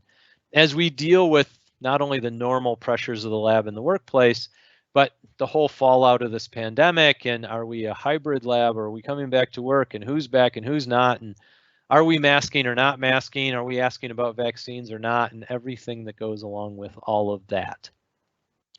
And so by building these elements into your laboratory workspace, it's going to help you with your staff. It's going to help you with your executives, but it's also going to help you with your partners. And the more of a successful environment you have, the more of these things that are working for you, the more that positive environment is going to attract the right kinds of partners, because people are attracted to positive energy and they will want to work with you because you're creating an environment and a climate that has these things. A wide variety of partners may start to seek you out because they want a taste of those things. And that can give you even more powerful partnership opportunities. I'm going to change gears now to ownership. So let's take on the next slide. So a lot of what I've talked about so far with partnership is true for inside relationships with your staff, with temp workers, with executives or line management, and with external people, external organizations. As I shift to ownership now, I want to focus specifically on the work relationships inside the laboratory. So this is about the lab manager, the lab scientists, the people who are executing the activities of the lab. And you might say, I work for a city lab. The city owns it. It's not even an individual. It's not even a corporation. What are you talking about with ownership? What I'm talking about is the concept of ownership. Clearly, there's not going to be signed papers here. But what I'm looking for is the ability for you and your staff to act like an owner. Wouldn't it be great if every member of your lab staff, whether there's 3 of you or 100 of you, behaved in their roles like they were the owner of the place? So why do this? Why create ownership? Well, it provides control. So it gives people the opportunity to make decisions and to have some control over their workplace. Having that control builds motivation, which we'll get to shortly, and it improves employee engagement. Ownership also helps develop decision-making, and it brings decision-making more to the local level. Who knows more about the specific activities that somebody does than that individual? And that builds on the previous talk where Rob was talking about continuous improvement and making sure that people can make decisions in the time, in the space where it makes a difference to the outcomes. Another benefit of ownership is it builds on strengths. And so that helps us as lab managers identify what those strengths are and put them to work for the benefit of the laboratory. It contributes to engagement, which brings all sorts of good things. Most importantly, discretionary knowledge, effort, and ideas. It also shares responsibility and builds accountability. If we have lots of owners, then the lab manager doesn't have to be the policeman, doesn't have to walk around the lab ensuring that everybody is doing exactly what they're supposed to do. First of all, it's exhausting. Second of all, it's not effective. And there are better ways to improve the laboratory. Next slide, please. So there are real benefits of ownership. So if we compare the just an employee versus the ownership model, if we look at the internal locus of control, which I point to as the ownership, the outcomes are defined by things that you do, defined by your effort, defined by your skill, your talents, and your decisions. There is no luck, there is no fate, there is no man upstairs. It's not, it just happens because it happens. It's because we are making things happen. And if good things happen, hallelujah, let's celebrate. Let's pour praise and recognition on those people. And if unsuccessful things happen, then let's learn together, let's band together, let's provide the compassionate support that's necessary so that we can make the good things happen. If you are in an external locus of control, you're just working for $1, right? You're just collecting your paycheck and you'll leave for an increase in pay and you just don't have the emotional involvement to make sure that things go right. And if you really want to improve how your lab is working and improve the performance of your deliverables and your outcomes, shifting from just an employee to an ownership model can make that difference. Next slide, please. So how do you build a sense of ownership? Well, the idea is that everybody in your lab is in charge of something. That something doesn't have to be super big, super important, or directly related to you retaining your job. But it needs to be something. And I would like to pose the challenge to you that everyone in your lab should have ownership of something. I think you can break down the different tasks, activities, and parts of your laboratory into small enough pieces that everyone independent of grade level, hierarchy, whether they're a supervisor or not, can be in charge of something. So hand out some responsibility. Enable people to be accountable for their own decisions. Enable them to make decisions that are important to that space. By enabling to do that, you're going to build motivation, you're going to instill more pride into the work, and you're going to improve morale. Could I have the next slide, please? So if you haven't read this book by Daniel Pink, it's called Drive. It's an interesting read, and I might suggest it to you. What he talks about are the key elements of intrinsic motivation. Intrinsic motivation is the motivation that comes from inside the person. It's not the carrot and stick. It's not the enticement or the punishment. It's them doing what they wish to do because they wish to do it. I might suggest to you that all the conversation that we have as leaders and managers about motivating staff is aimed in the wrong direction. I've come to believe that we cannot motivate our staff. We sure as heck can demotivate them. So our job is to not demotivate them and to give them the tools and the opportunities to awaken their intrinsic motivation. 3 things Pink says we can do. First of all, let's create some autonomy. Let's give them some space for self-direction and ownership. And there's that ownership model. Let's create something, anything in the lab where they're in charge. The next one is mastery. So let's give them the training and the development that's necessary so that they can be good at this thing that they're in charge of. And let's make the assignments of what they're in charge of that's consistent with their strengths. Let's find something that maybe they're already good at, or they have skills that are going in the right direction that we can build on. And then the third area is purpose, and that's up to us as leaders. How does that thing that they're in charge of, why is it so important? How does it contribute to the overall mission of the laboratory? Because everything that we're doing should contribute to the mission. If we're doing things that don't contribute to the mission, we're too busy. Stop doing those things. And let's put that effort instead towards the things that are making a difference to our customers, to our line managers, and to our organization. And so a lot of this ownership model is about building more intrinsic motivation. Next slide, please. So this is a picture of David Marquette. He wrote the book, Turn the Ship Around. Think about how your workplace might be different if everyone was a leader. If everyone could think about themselves as a leader, could act as a leader in that space, in that time. And that leadership engaged them.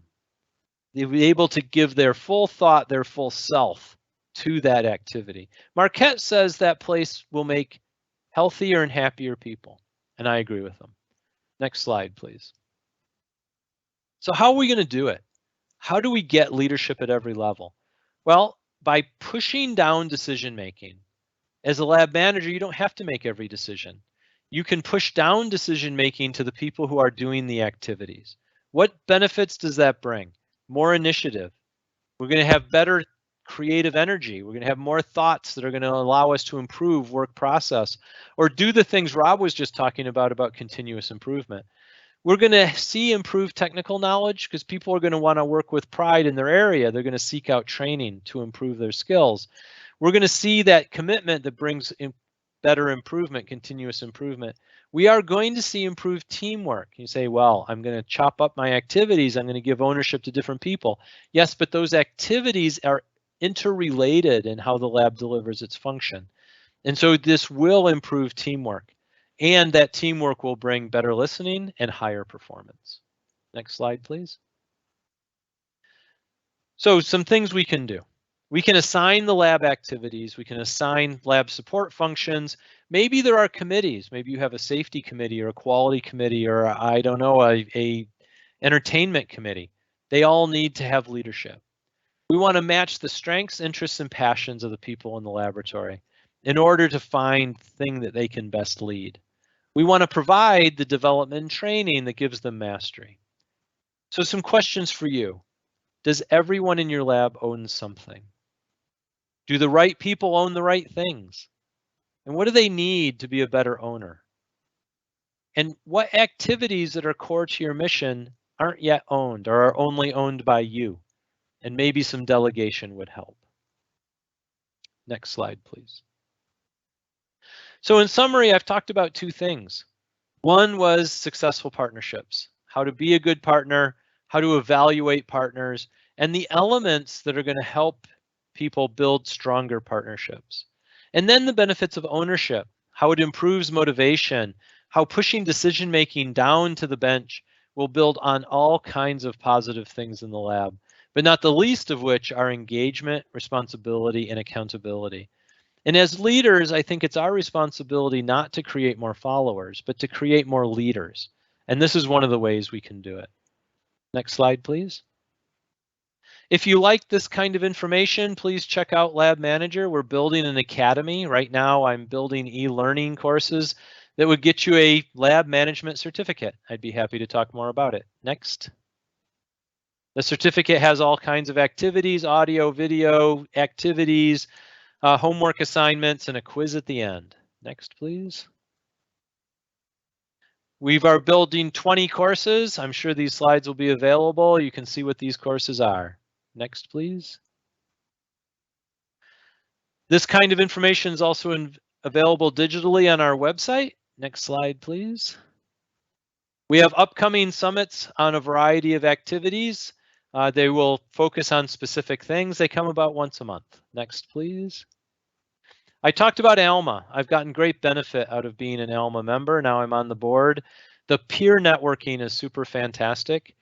It's amazing how the problems that lab people face really aren't around the science mostly.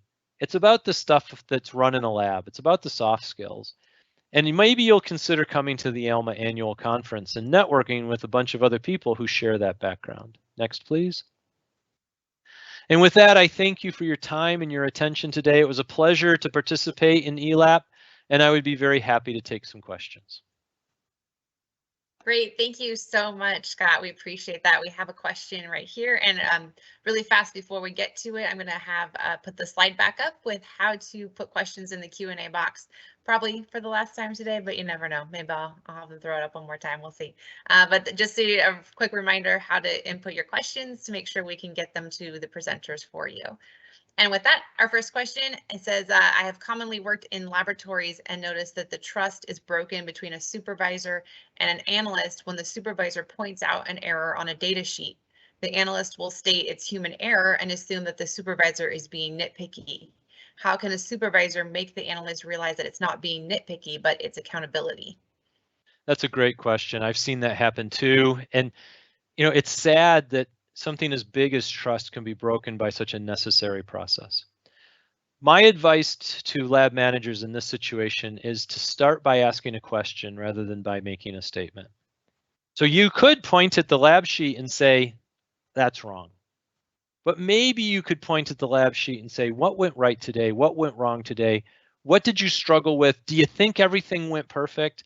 Do you think the instrument's working properly? There's all sorts of questions you can ask instead of making that statement. By asking the question, you're showing interest. You're also lowering the defenses of the person. When you point out their error, their defenses immediately go into place.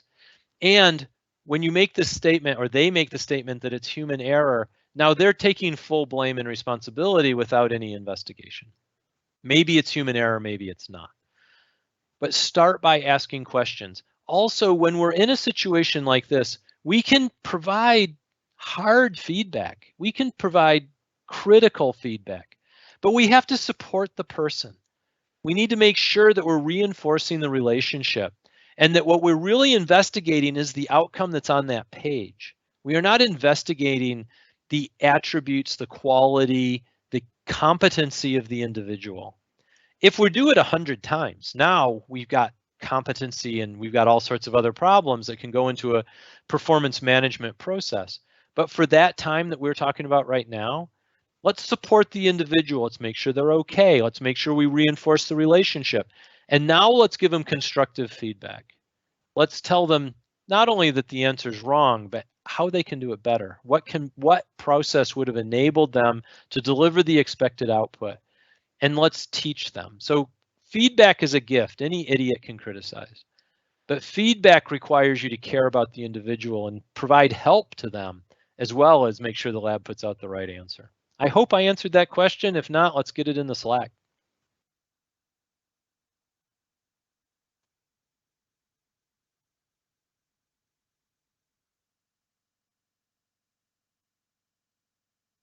Hopefully there's some more questions. Hey, Scott. I think Jen froze for a second, so I'm going to take over.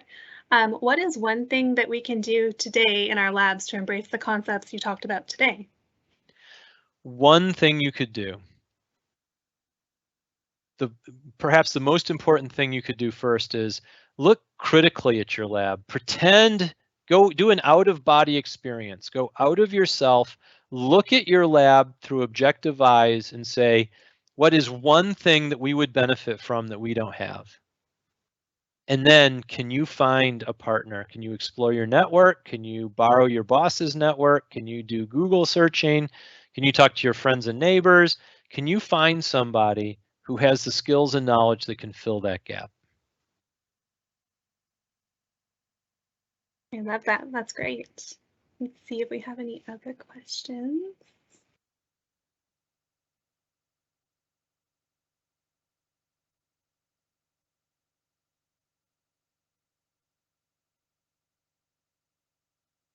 Does anyone else have a question for Scott? I'm pretty easy to reach through Lab Manager. I'll be looking at the Slack channel later. I hope that you'll have some questions. Okay, here's one. It seems like you're talking about emotional intelligence as a way to success. Where did you learn those skills? Oh, that's an excellent question. That, as Rob said in the previous talk, that might take a whole day to explain. Emotional intelligence is something that's really important for management of any kind. Most of us, me included, came to lab management through the bench, right? I was recognized as a good scientist. I was successful with my scientific goals. I was rewarded with lab management. Then I had to learn about talking to people. So I think maybe the place you start if you want to learn emotional intelligence is you start caring about people. What makes them tick? You know, listen, ask questions out of curiosity, try to figure out what people care about and share what you care about. That might be step one about developing more emotional intelligence. You can go read 100 books, you can watch 1,000 webinars, you can, find pages and pages on YouTube that will explain a wide variety of the aspects of emotional intelligence. But I think as scientists, it's about caring about the people. I was trained to care about the data, and I had to learn how to care about the people. That's another great answer. Thank you, Scott. Let's see if we have another one. What strategies do you suggest? Let's see. What strategies do you suggest to avoid or minimize the impact of clicks in the lab? So the positive benefits of clicks, so these teams work, right? Inside the team, they work. The negative side of the click is they have walls and barriers and they prevent other people from interacting. The strategy that I use as a lab manager is to cross-assign the people in the clicks. So if I can recognize, hey, here's 3 clicks and they're not interacting, and now I need to build a team to work on a project or a committee to deal with something internally, I'm going to go pluck people, one each from each of those 3 clicks and say, hey, you're a team. Each of them will rely on the people that they have the previous relationships with in the click, but now they have mutually shared objectives with people who aren't in their click. And that's going to force them, A, to get to know them a little bit, and B, to work elbow to elbow with them to solve whatever problem the lab needs solving. And it's going to enable those 3 individuals to build new relationships. They may break down some of the click walls by drawing other people in, and they'll get to know that people outside of their click are still human and good and can be relied upon as they solve this shared problem. And most labs have an infinite number of problems, and so you can recreate this team by building them out of the separate clicks as many times as necessary.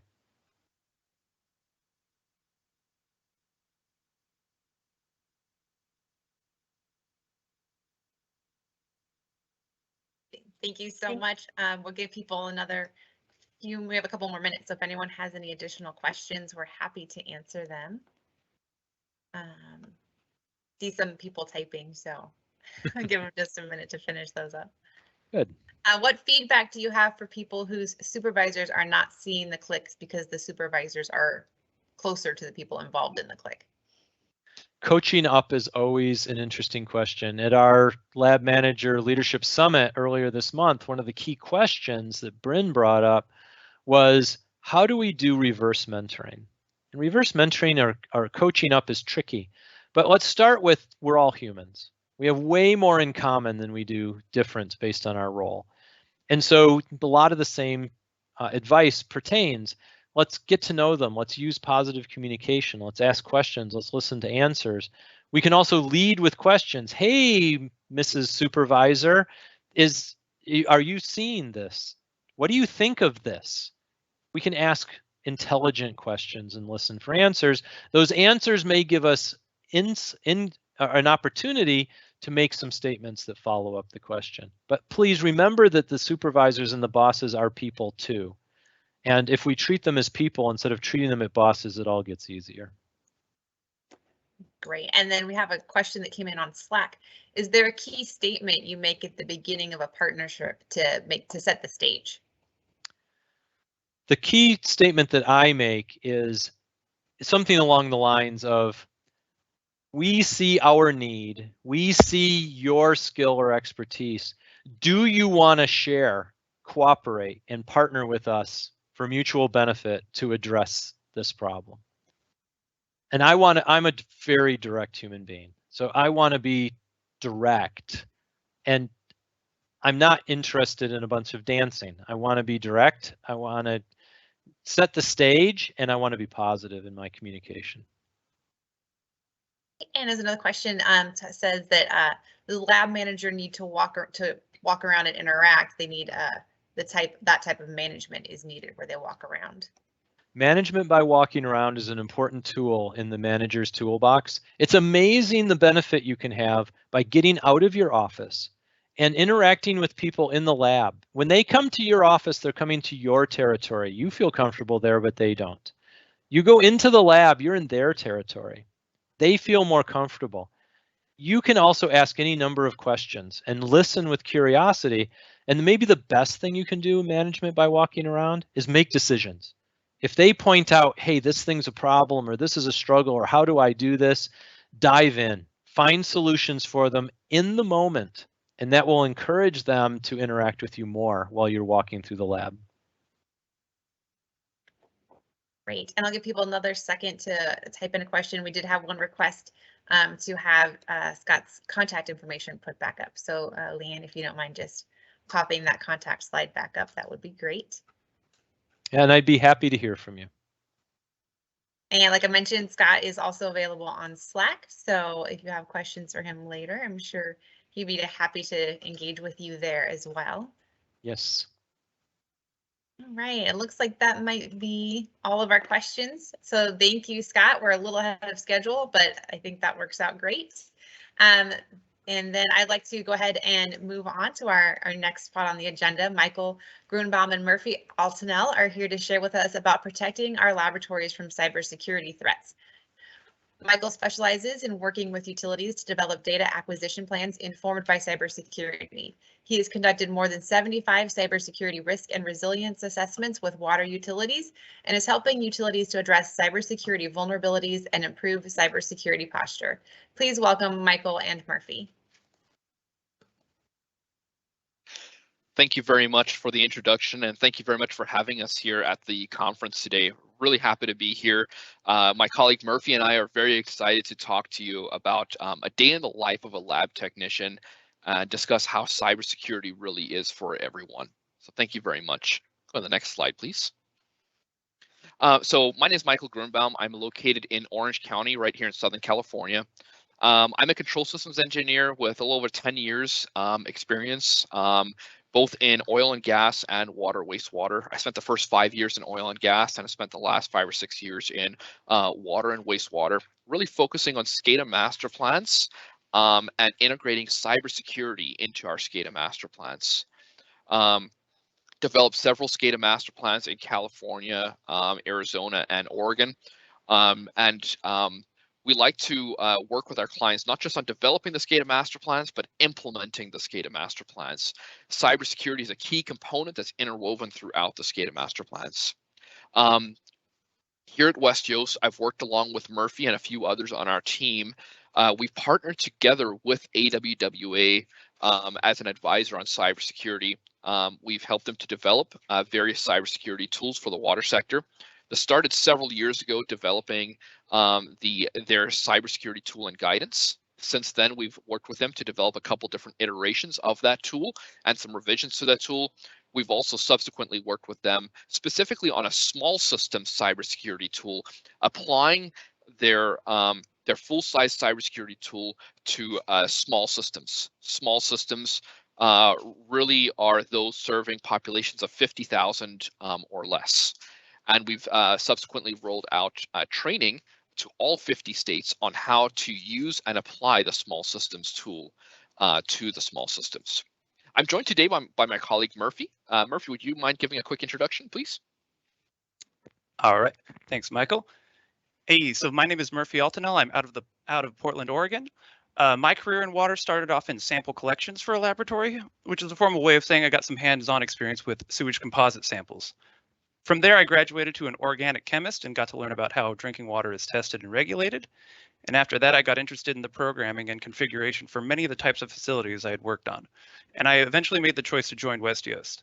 Since I've joined, I've been able to perform network design and perform cybersecurity assessments in the water industry. I'm really excited to talk to you today about cybersecurity. And with that, I think we're ready to go, Mike. Thank you very much, Murphy. We can go to the next slide, please. So just a little bit about who West Yost is. Our purpose really is to advance water resources for future generations. We're very much West Coast focused in the water sector. We do have employees spanning all the way from Milwaukee, Wisconsin, all the way out to Honolulu, Hawaii. However, our primary offices and areas of business are California, Oregon, and Arizona. Started off as a team of civil engineers. We've grown through some acquisitions to over 200 staff. Murphy and I are part of our operations technology, cybersecurity, and resilience group. That group started about 6 years ago. Several of us came from a couple different companies where we all worked together. And our team has grown from 2 people in 2016 to almost 30 people as of today. As I mentioned, we really focus on SCADA master plans, implementing SCADA master plans, and integrating cybersecurity and working along with AWWA to further cybersecurity in the water sector. Next slide, please. So this is a snapshot of what we plan on discussing today. I want to start off by kind of setting the stage as far as cybersecurity goes, because the discussion on cybersecurity has really changed in the last couple of years. Murphy brings a great wealth of expertise as far as his experience in a lab environment. So Murphy's going to kind of walk us through a day in the life of a lab tech and how what some of the observations were that he noticed, and also how cybersecurity might be applied. I wanted to really provide some practical information as far as cyber incidents. Cyber incidents can take a lot of different forms. So we really want to understand how to identify it, how to respond and recover from it, and then what we can do proactively, what measures we can take proactively to avoid cyber attacks in the future. I'd like to also introduce a new concept called cyber-informed engineering. As important as any measures are that we can take, cyber-informed engineering takes cyber resilience really to the next level. And with that in mind, Murphy's going to talk about a few case studies and how cyber-informed engineering might be applied. And then we have some concluding statements and a call to action. Really, our hope for today, our objective today, is to provide as much awareness on cybersecurity as possible, specifically in the water sector. Really promote that awareness, and the biggest takeaway from today is that cybersecurity should affect everyone in the organization. Next slide, please.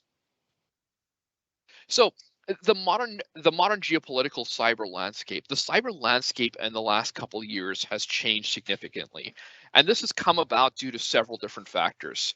First of all, we live in a world that is connected, right? Everything now can either be accessed through Wi-Fi, has an Ethernet port on it. You can plug in an Ethernet cable. You can plug in a thumb drive. So we're in a very connected world. So that certainly is one of the issues at play. We'll talk about in a minute. Remote access is another key component. With the remote workforce, everyone needs to be able to access their systems remotely, do their work remotely, whether it's from home or wherever it may be. That certainly adds to the issue. Now, in the last couple of years, there have been some key events in critical infrastructure that have really changed the cyber landscape. Murphy's going to talk a little bit later about the event that happened in Oldsmar, Florida, just around the Super Bowl of last year. It was a fairly poorly executed cyber attack, and it was a fairly small, you could say somewhat inconsequential utility choice. And what I mean by that is it was a very small utility, and even if that attack was well executed, it would have been a fairly small impact. Had it been a better executed attack against a much larger utility, the impacts could have been a lot worse. But what that event really did is it really changed the landscape. One, it was a very small utility that was chosen, and two, it was directly in the water sector. So up until a couple years ago, the consensus in the water sector in a lot of places was, well, first of all, what do they care about water when we have all these other critical infrastructure sectors? And two, I am a very small utility serving less than 3,000 people in the middle of nowhere. Why would someone want to attack my water utility? Do they even know that I exist? Well, what we've come to find is that on the internet, we're all X's and O's, we're all zeros and ones. The adversary does not care how big or how small the utility is. At the end of the day, we're all just zeros and ones. So a determined adversary wants to get in wherever he can, and he's going to choose the easiest target. A couple other things that came up in within the last couple of years. Many of us are no doubt familiar with the Colonial Pipeline incident, a ransomware attack on Colonial Pipeline. Granted, that was not in the water sector, but another key attack on critical infrastructure. On the transmission of gas. It affected getting fuel all the way down along the East Coast. This was by means of a ransomware attack. Once again, not directly affecting water, but it was affecting critical infrastructure. Really had some pretty bad consequences. And then another thing that may have slid down under the radar, last year, a man in Kansas was indicted. He was a former water operator for a small utility in Kansas. He left the utility. After he left, his access control credentials were not modified. They were basically left as is. They were never closed out or deactivated. So he was able to access their control system and was able to make process changes to their system. He was actually indicted. But the key here is another case where someone was able to access through a remote access protocol, through their remote access system. It was a former disgruntled employee who was able to get in, and he was formally charged. So the key takeaway from some of these incidents is that the cyber landscape has changed. We are no longer dealing with someone sitting in a basement in the middle of this country, but because it is now a nation state issue, we're dealing with someone who's sitting across international lines, could be someone sitting in Russia, China, wherever it is. It's a nation state issue. It's a nation state cyber warfare, and they're targeting utilities of all sizes, not just the large utilities, but the small utilities, and it can even happen in a lab environment. So the key is our water infrastructure, whether it's utilities, whether it's treatment, distribution, or a lab environment, we are under attack from a nation state source. Next slide, please. Murphy, would you mind now talking to us about your time in a lab and some of the observations that you found? I would love to. All right. So this is just a collection of some of the observations from my time as a lab technician. And I saw that lab techs wear a lot of hats. From logging in samples to shaking waters or reporting data, lab techs and chemists are the eyes and ears for the laboratory. For lab techs, much of the on-the-job training that they receive is a blend of documented standards and oral instructions. Most of these documented standards are focused on material safety and physical security, leaving cybersecurity a relatively unknown subject for most technical staff. I also noticed a lot of unverified trust in the industry. So let's start with the definition of unverified trust. The definition being that activity is legitimate until proven otherwise. Zero trust, on the other hand, assumes that no activity is by default legitimate. Zero trust doesn't assume that all users are bad actors. It just simply requires verification of credentials, identity, and permissions before access is given. This is applicable in the water industry with the lack of user authentication in most deployed LIMS systems. Many environments have shared passwords and don't have automated logouts configured. This traditional approach automatically trusts users and endpoints within an organization's perimeter, putting the organization at risk for malicious internal actors and legitimate credentials taken over by harmful outsiders. Overall, I'd say that there is a lack of security guidance. We can see this in endpoint security on workstations. From my experience, workstation security is not a high priority for most organizations. A lot of the times we see operating system selection and patching is based off of software compatibility, not based on the cybersecurity implications. And I find that many workstations are deployed that don't have security controls in place to prevent the installation of programs by end users. These conditions contribute to a very vulnerable network environment that, once breached, provides little to no protection to the data inside.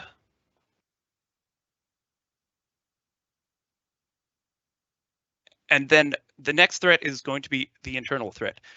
An insider threat is defined as a current or former employee with authorized access to an organization's system and has misused that access.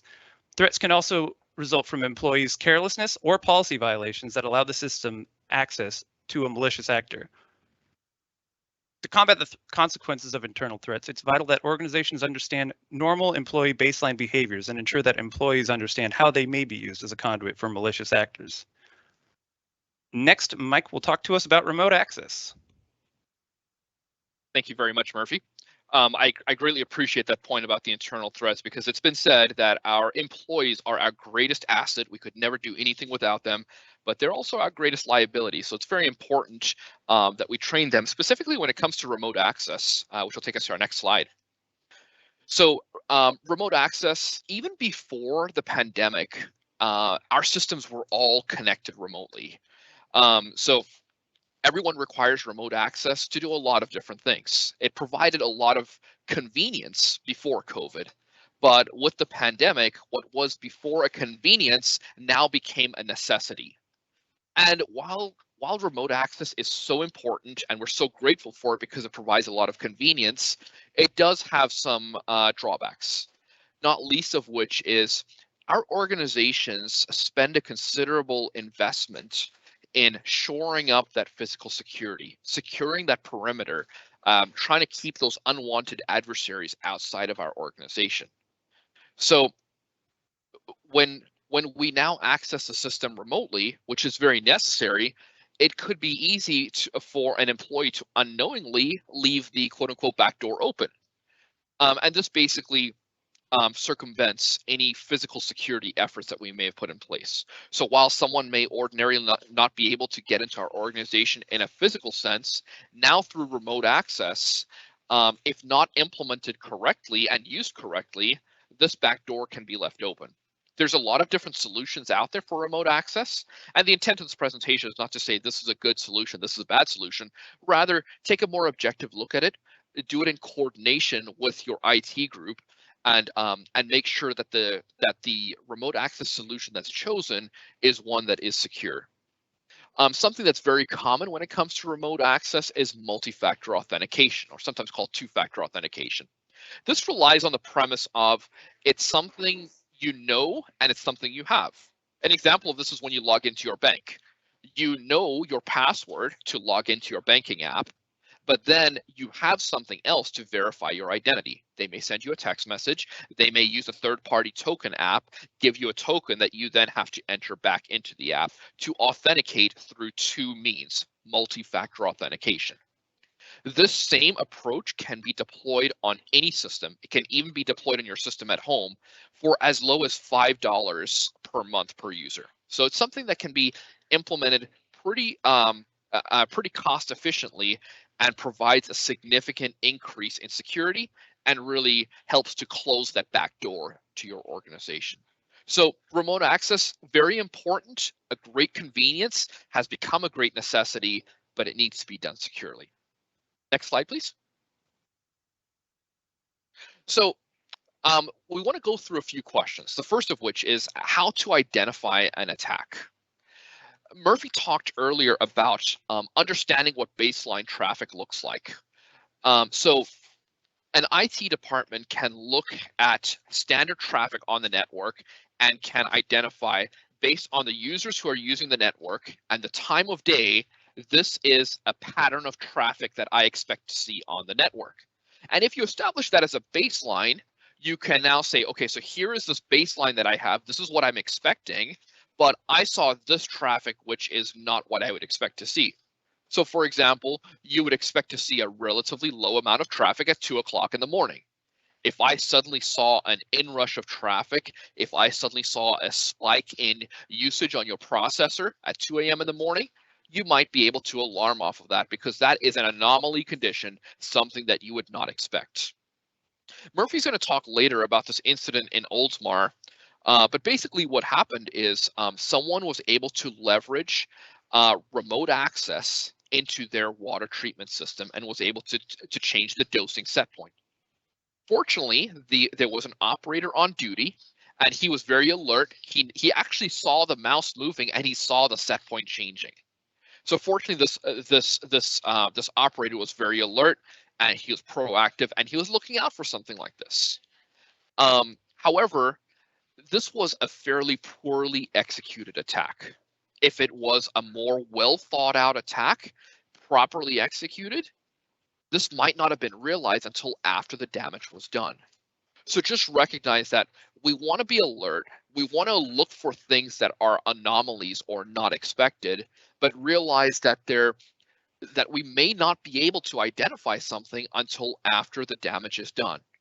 And if we get to that point and something odd happens after the fact, it's a great practice to know which cable or cables to pull to completely isolate ourselves from the outside world. So in the event of an outage, you want to know which cable to pull to basically sever any connection to the outside world. Now, a great ally in your organization is your IT department. Your IT department have the technical expertise when it comes to cybersecurity. They know which solutions are out there, and they may have network monitoring or intrusion detection solutions to basically proactively monitor network traffic.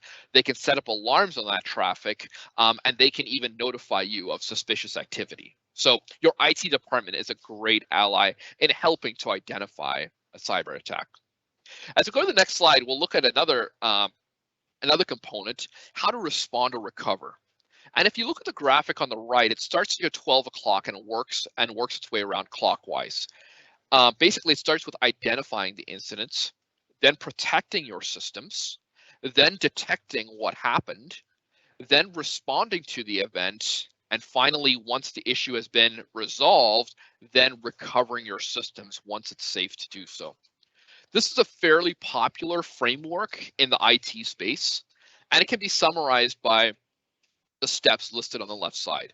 So first and foremost, you want to, as soon as you notice something, report it to your IT team, and either report it as well to your incident response team, or it may be that your IT team will do some initial investigation and then forward it to an incident response team. Your incident response team will then take that and they will notify the authorities. On this topic, it's great to be part of any cybersecurity mailing lists, maybe Water ISAC. It may be knowing who your local Department of Homeland Security contact is, so that when those events happen, you have the responsible parties, the authorities on speed dial. You know exactly who to call, and hopefully you have a relationship with them already. Once you've notified the authorities, you want to disconnect your system from the network immediately. So you want to island your equipment. You want to disconnect it from the outside world. but you want to disconnect the network, but not disconnect the power. Because in a lot of cases, if you disconnect the power, you may think, well, oh, great, I can just shut it down and everything will be good. The problem is if you shut down the power to your system, you have now likely destroyed any forensic evidence. So disconnect from the network, but leave the equipment powered on. Then leave it to the authorities to now conduct their forensic analysis. They can now take a look at network logs. They can take a look at applications on your computer, on the instrument, and the connections between them, and they can conduct a thorough forensic analysis and see what happened. And then once the analysis is complete, once it was determined what happened and how to mitigate this from happening in the future, and those mitigation steps are implemented, only then can you recover your systems and return your systems to normal operation. So that's an overview of what that response and recovery procedure would look like from a cyber incident. Now we'd like to pivot as we go to our next slide on what steps we can proactively take to avoid cyber attacks from happening in the first place. And there's this concept of basic cyber hygiene. These are things like unique user IDs, unique secure passwords, and the National Institute of Standards and Technology provides some great guidance on passwords. And over the last couple of years, the guidance on passwords has been simplified somewhat. It used to be that I wanted a 28-character long password with an uppercase and a lowercase and a symbol and a number and this and that and so on. They've now said, no, let's pivot more towards a passphrase because it's a longer passphrase that's easier to remember, but harder for an adversary to guess. The reason behind that is you'll be less likely to put it on a Post-it note and stick it on a machine. So we want basic cyber hygiene measures, unique user IDs. We want secure passwords. We don't want to share those passwords, not even with any of our colleagues. We don't want to put it on a Post-it note. We want to implement the concept of least privilege. What this means, least privilege is a concept that basically says this person here needs access to these 1, 2, 3 things, and this person here does not need access to those, but he needs access to these 3 things. So these 2 people only have access to the things that they specifically need access to.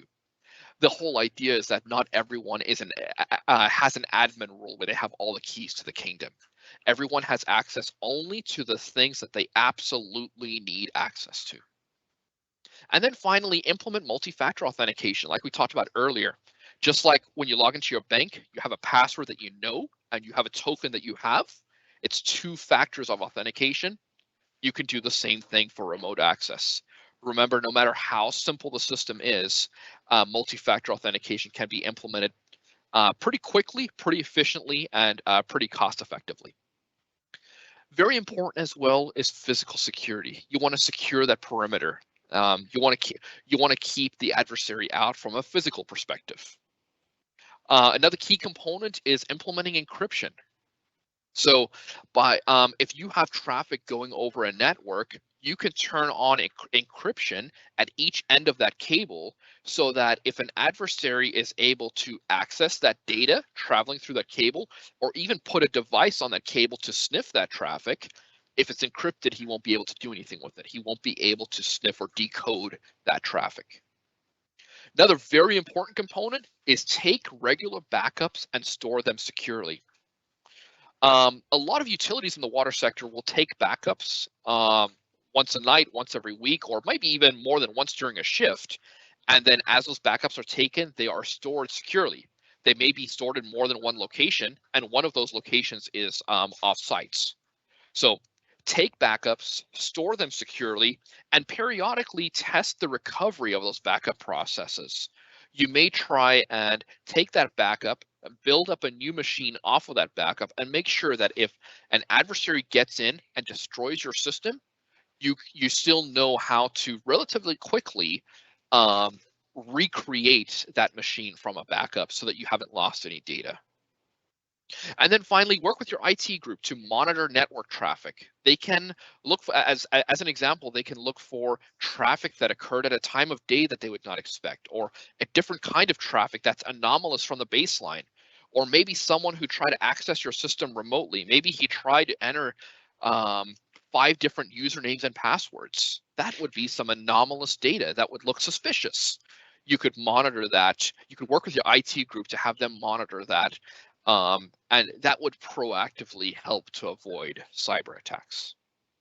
Now, as important as all of these are, these measures are just the baseline. This is these measures here are the bare minimum of what we want to do to avoid cyber attacks. We can go to the next slide, please.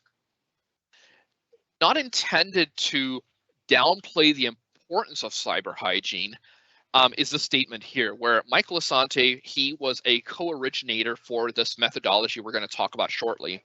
He basically said cyber hygiene, it's good for warding off online ankle biters, but it registers as barely a speed bump for the sophisticated attackers aiming at particular targets.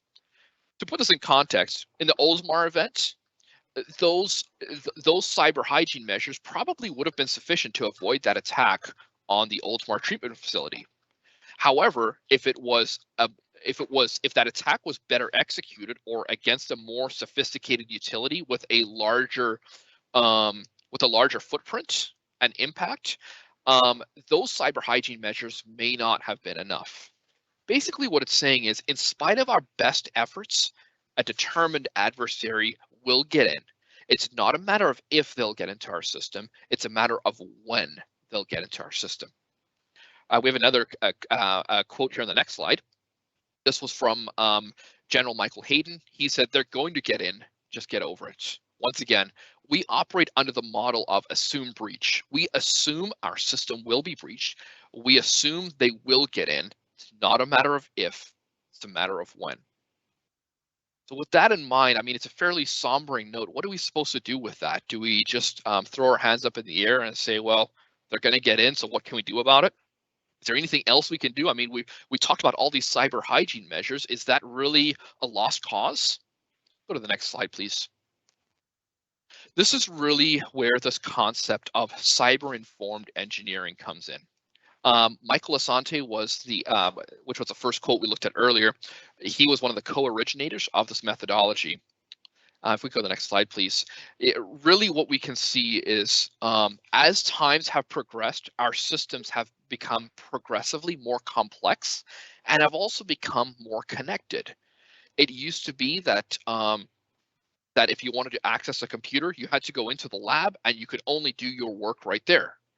Now, with remote access, we can access our systems anywhere. Remember, every device has a Wi-Fi connection, has an Ethernet port, has a USB port. So we are increasingly more connected. You can see this evolution of engineering. It's gotten progressively more advanced and more complex. It's brought about a lot of efficiencies and a lot of conveniences, but it's also unintentionally brought about some hazards that we have to think about. Next slide, please. So when we think about our systems, we want to recognize that access is assured. Remember, I talked about a couple minutes ago that model of assume breach. We assume our systems will be breached. Not a matter of if, it's really a matter of when. So a determined adversary or an attacker will be able to bypass the barriers, bypass those cyber hygiene measures we talked about. He'll be able to figure out what those usernames and passwords are. He'll be able to get into your system through remote access. So we need something else to fall back on. Remember, if we're relying only on cyber hygiene measures, there's always a new hack, there's always a new method, there's always a new ransomware attack. We're perpetually putting ourselves behind the 8 ball. So we need something that, instead of being reactive, is more proactive. This is where an engineering and operations focused approach comes in. And cyber-informed engineering is a new engineering methodology really aimed at changing the way systems are engineered and operated across all critical infrastructure sectors. And Westios has partnered with AWWA to bring this methodology specifically to the water sector. So it's an engineering and operations focused approach. Next slide, please.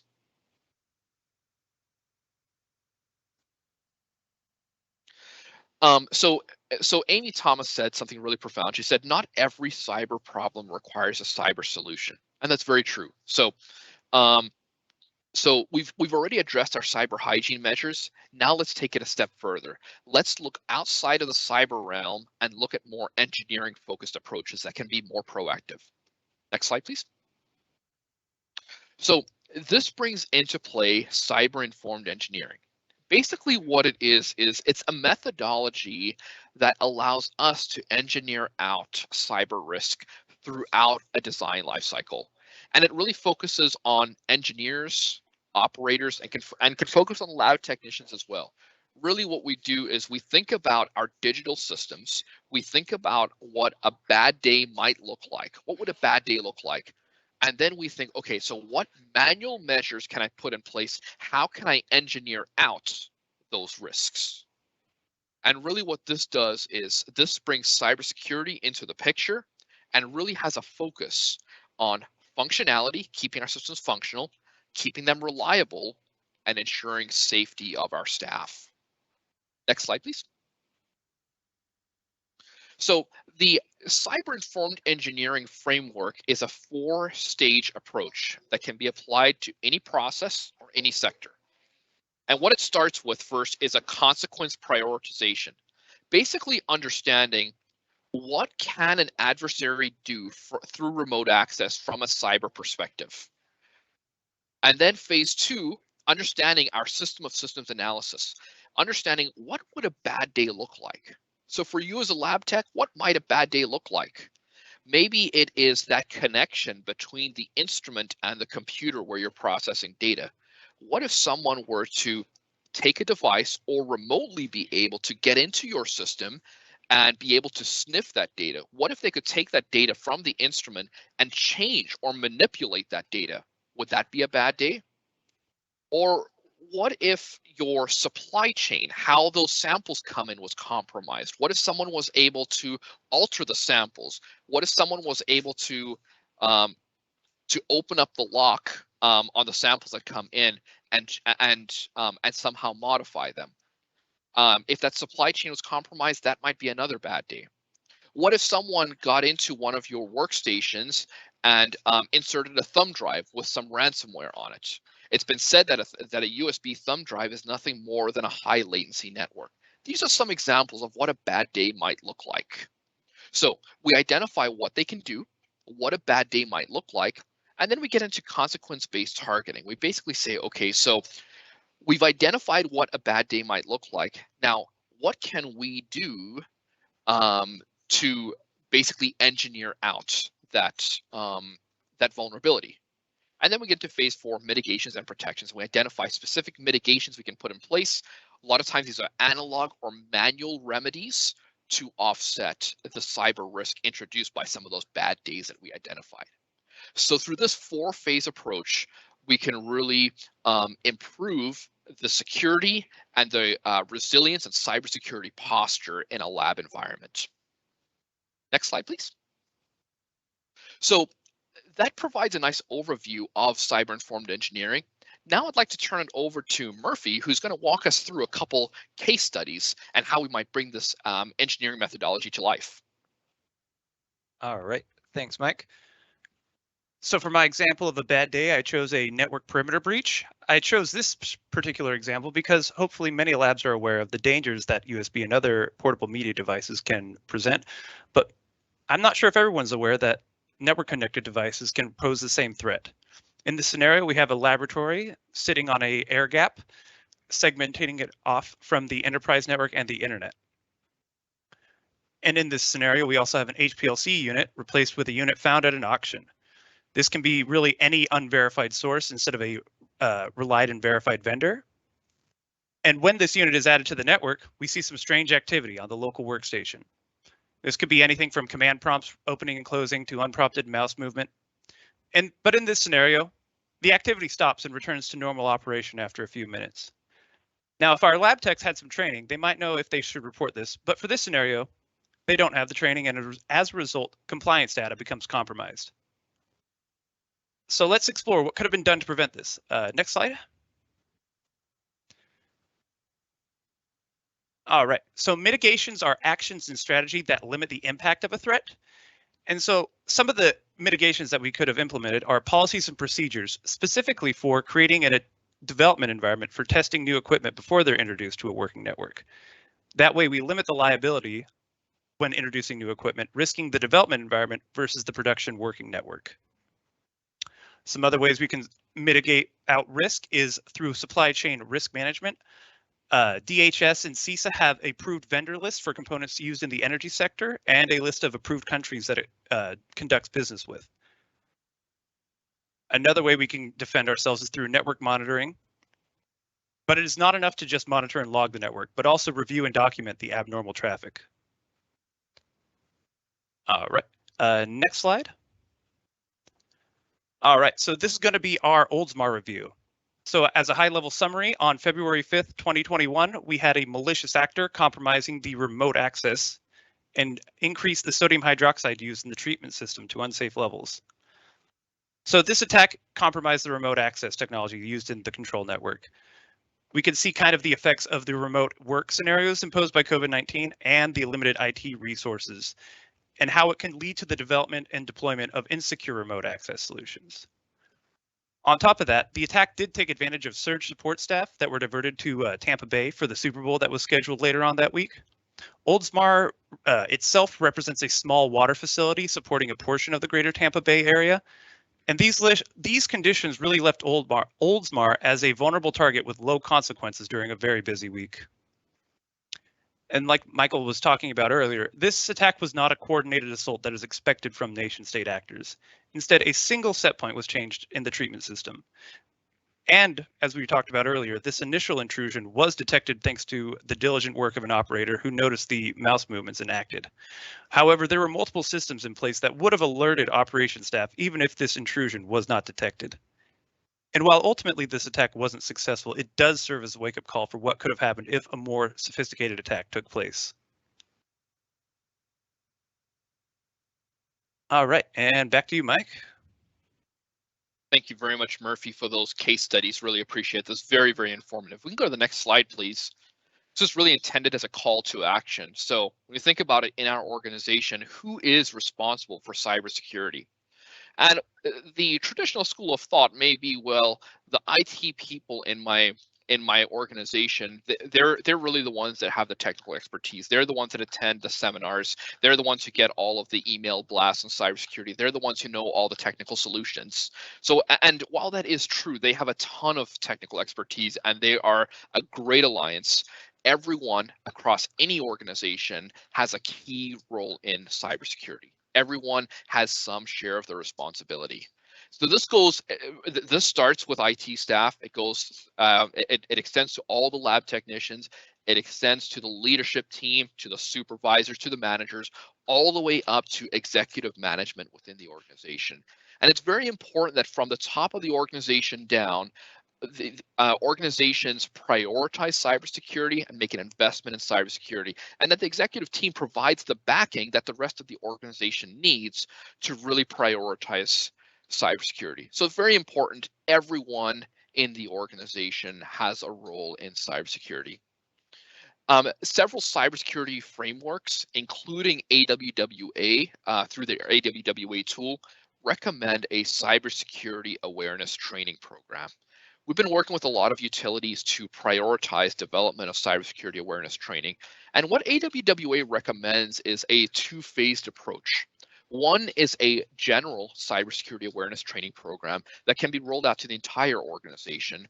And then a phase 2 of that would be a job-specific cybersecurity awareness training program. So I'll give an example in a water distribution treatment environment. What that might look like is a specialized cybersecurity training program specifically tailored towards operators, because how an operator identifies and responds to a cyber incident would be very different to how someone sitting in engineering or on the business enterprise or IT department may respond to a cyber incident. So a general cybersecurity awareness training program, and then a job-specific cybersecurity awareness training program. And most organizations have some level of this training program. A lot of organizations may conduct phishing tests periodically. Raise a virtual raise of hands. Has anyone has anyone gotten a phishing test from their organization? Has anyone maybe failed a phishing test? I'll raise my hand. I'll be the first to admit that I have. It was one of the worst days of my life. I was ashamed. I'll be ashamed to admit it. We certainly feel like a failure when that happens. I say that half jokingly, but we things like that have happened. But sure enough, I will never make that same mistake again. I'll know now to be very careful at what links I click on. That's just one example of what steps an organization can take to promote awareness. It may be periodic phishing tests. It may be monthly summits on cybersecurity. Maybe there's a core team in your organization that can get together once a month, once every other month, once a quarter to discuss cybersecurity, to discuss developments in the water sector, in the lab environment, and what new emerging threats are out there and what steps the organization is taking to address it. So some of these things, cybersecurity awareness training programs, monthly summits or get-togethers on cybersecurity to really bring cybersecurity to the forefront in our discussions and really recognize that everyone in the organization has a role for cybersecurity. So really, that pretty much concludes our presentation. I want to thank everyone for attending. If nothing else comes out of this, the most important thing that I want to drive home is just that the cyber landscape has changed. We're dealing with nation-state actors who don't care about the size of our organization. And all of us have a role to play in cybersecurity, and there's some fairly easy measures that we can take to address cybersecurity and improve our cybersecurity posture. Thank you very much. And at this time, I'll turn it back over and happy to answer any questions. Great, thank you both for your insight. And we do have a couple questions that have come up, and I would remind everybody that they're welcome to keep typing them in the chat box. The first one is, what's the percentage of cyber attacks on labs databases that are using cloud connectivity compared to an on-premise connection? That is an excellent question. I don't have specifics on data. I'd be happy to look into that and follow up with that data. Now, I will say when it comes to control systems, there are also on-premise solutions and there are cloud solutions. Now, conventional wisdom would say that an on-prem solution should be a lot more secure than a cloud-based solution. However, the cloud vendors out there are recognizing the importance of cybersecurity, and there are a lot of good solutions that take a very realistic approach to cybersecurity. So while on-prem may seem to be a little bit more secure, a lot of the cloud-based solutions do have a pretty good approach to cybersecurity.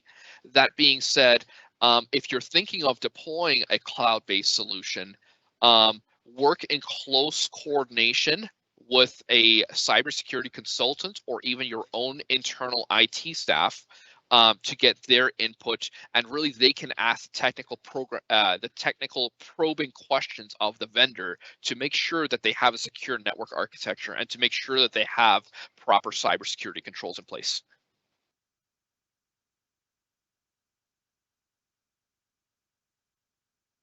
Hopefully that answers that question. Great, thank you, Michael. See what we have next. Is it possible to do all of this without hiring a consultant? Yeah, really good question. So it depends how far you want to go. If we go back to some of those like cyber hygiene measures where we talked about unique user IDs, appropriate passwords, talk about multi-factor authentication, things like that. An IT department can frequently do that for a pretty low cost. So your own IT department may be a very, very good ally. If it requires a complete re-architecture of the network and it becomes more involved, that may require some involvement from a consultant, depending on how much of that your IT group is willing to take on. So it could be done by your IT group, it could be done by a consultant. It's really a matter of finding how far is your IT group willing to go, how much support can they provide before you need to engage with a consultant. Any tips for how to maintain instruments securely? There are some instruments that use PC software that doesn't work well with routine security updates. Great question. Murphy, I'm going to have you answer that one since you come from a lab environment. You want to talk about that one? Well, so that's a great question. Thank you for asking. So I think a lot of that goes back to kind of creating that development environment to see which forms of operating systems, software, and what all can work together in an environment, and making sure that you can confirm that it works together before it's being deployed out into where it can be accessed by users, staff, or potentially, malicious actors.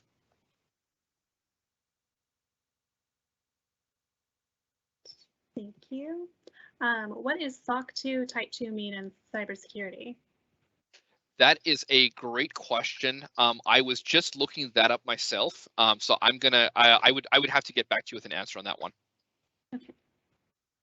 No worries. Let's see.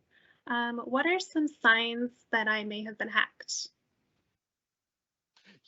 Yeah, very good question. As I mentioned earlier, a well-executed attack may not be readily apparent until after the damage is done. And a lot of times you may notice some suspicious activity initially, and then a period of time will pass where things return to normal and things appear to be going well, and then it comes back later because they planted the seed, and then it's going to stay inactive for a while, and then it will come back later. That being said, just basically being alert, you may be able to, you may literally see like a mouse moving. You may literally see something changing in your application. You may notice that your workstation is slower, and this could be because someone else is in there running processes in the background. And then once again, leveraging your IT group, because they can help with monitoring some traffic, monitoring applications on your computer to see for any anomalous activity. So it's a coordinated effort between the end user being alert and then also your IT group providing the technical support. But a well-executed attack, in spite of all that, it may not be apparent until after it's done.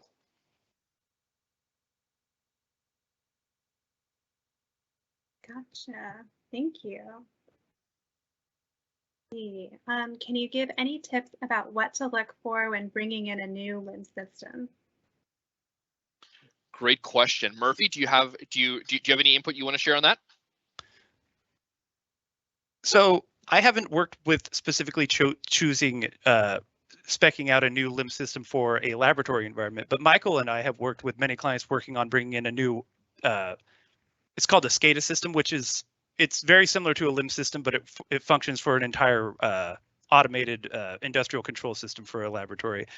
And I find that it's really helpful going through with making sure that all the decision makers are involved in the process for choosing this new LIMS system and making sure that it meets all your criteria for security and for production. Very good. And yeah, so the only thing I would add to that is when you're considering a new LIMS system, when we've helped utilities choose a new SCADA system for controlling their process, we've gone through a process to interview a few different vendors, and we identify a set of baseline criteria that they need.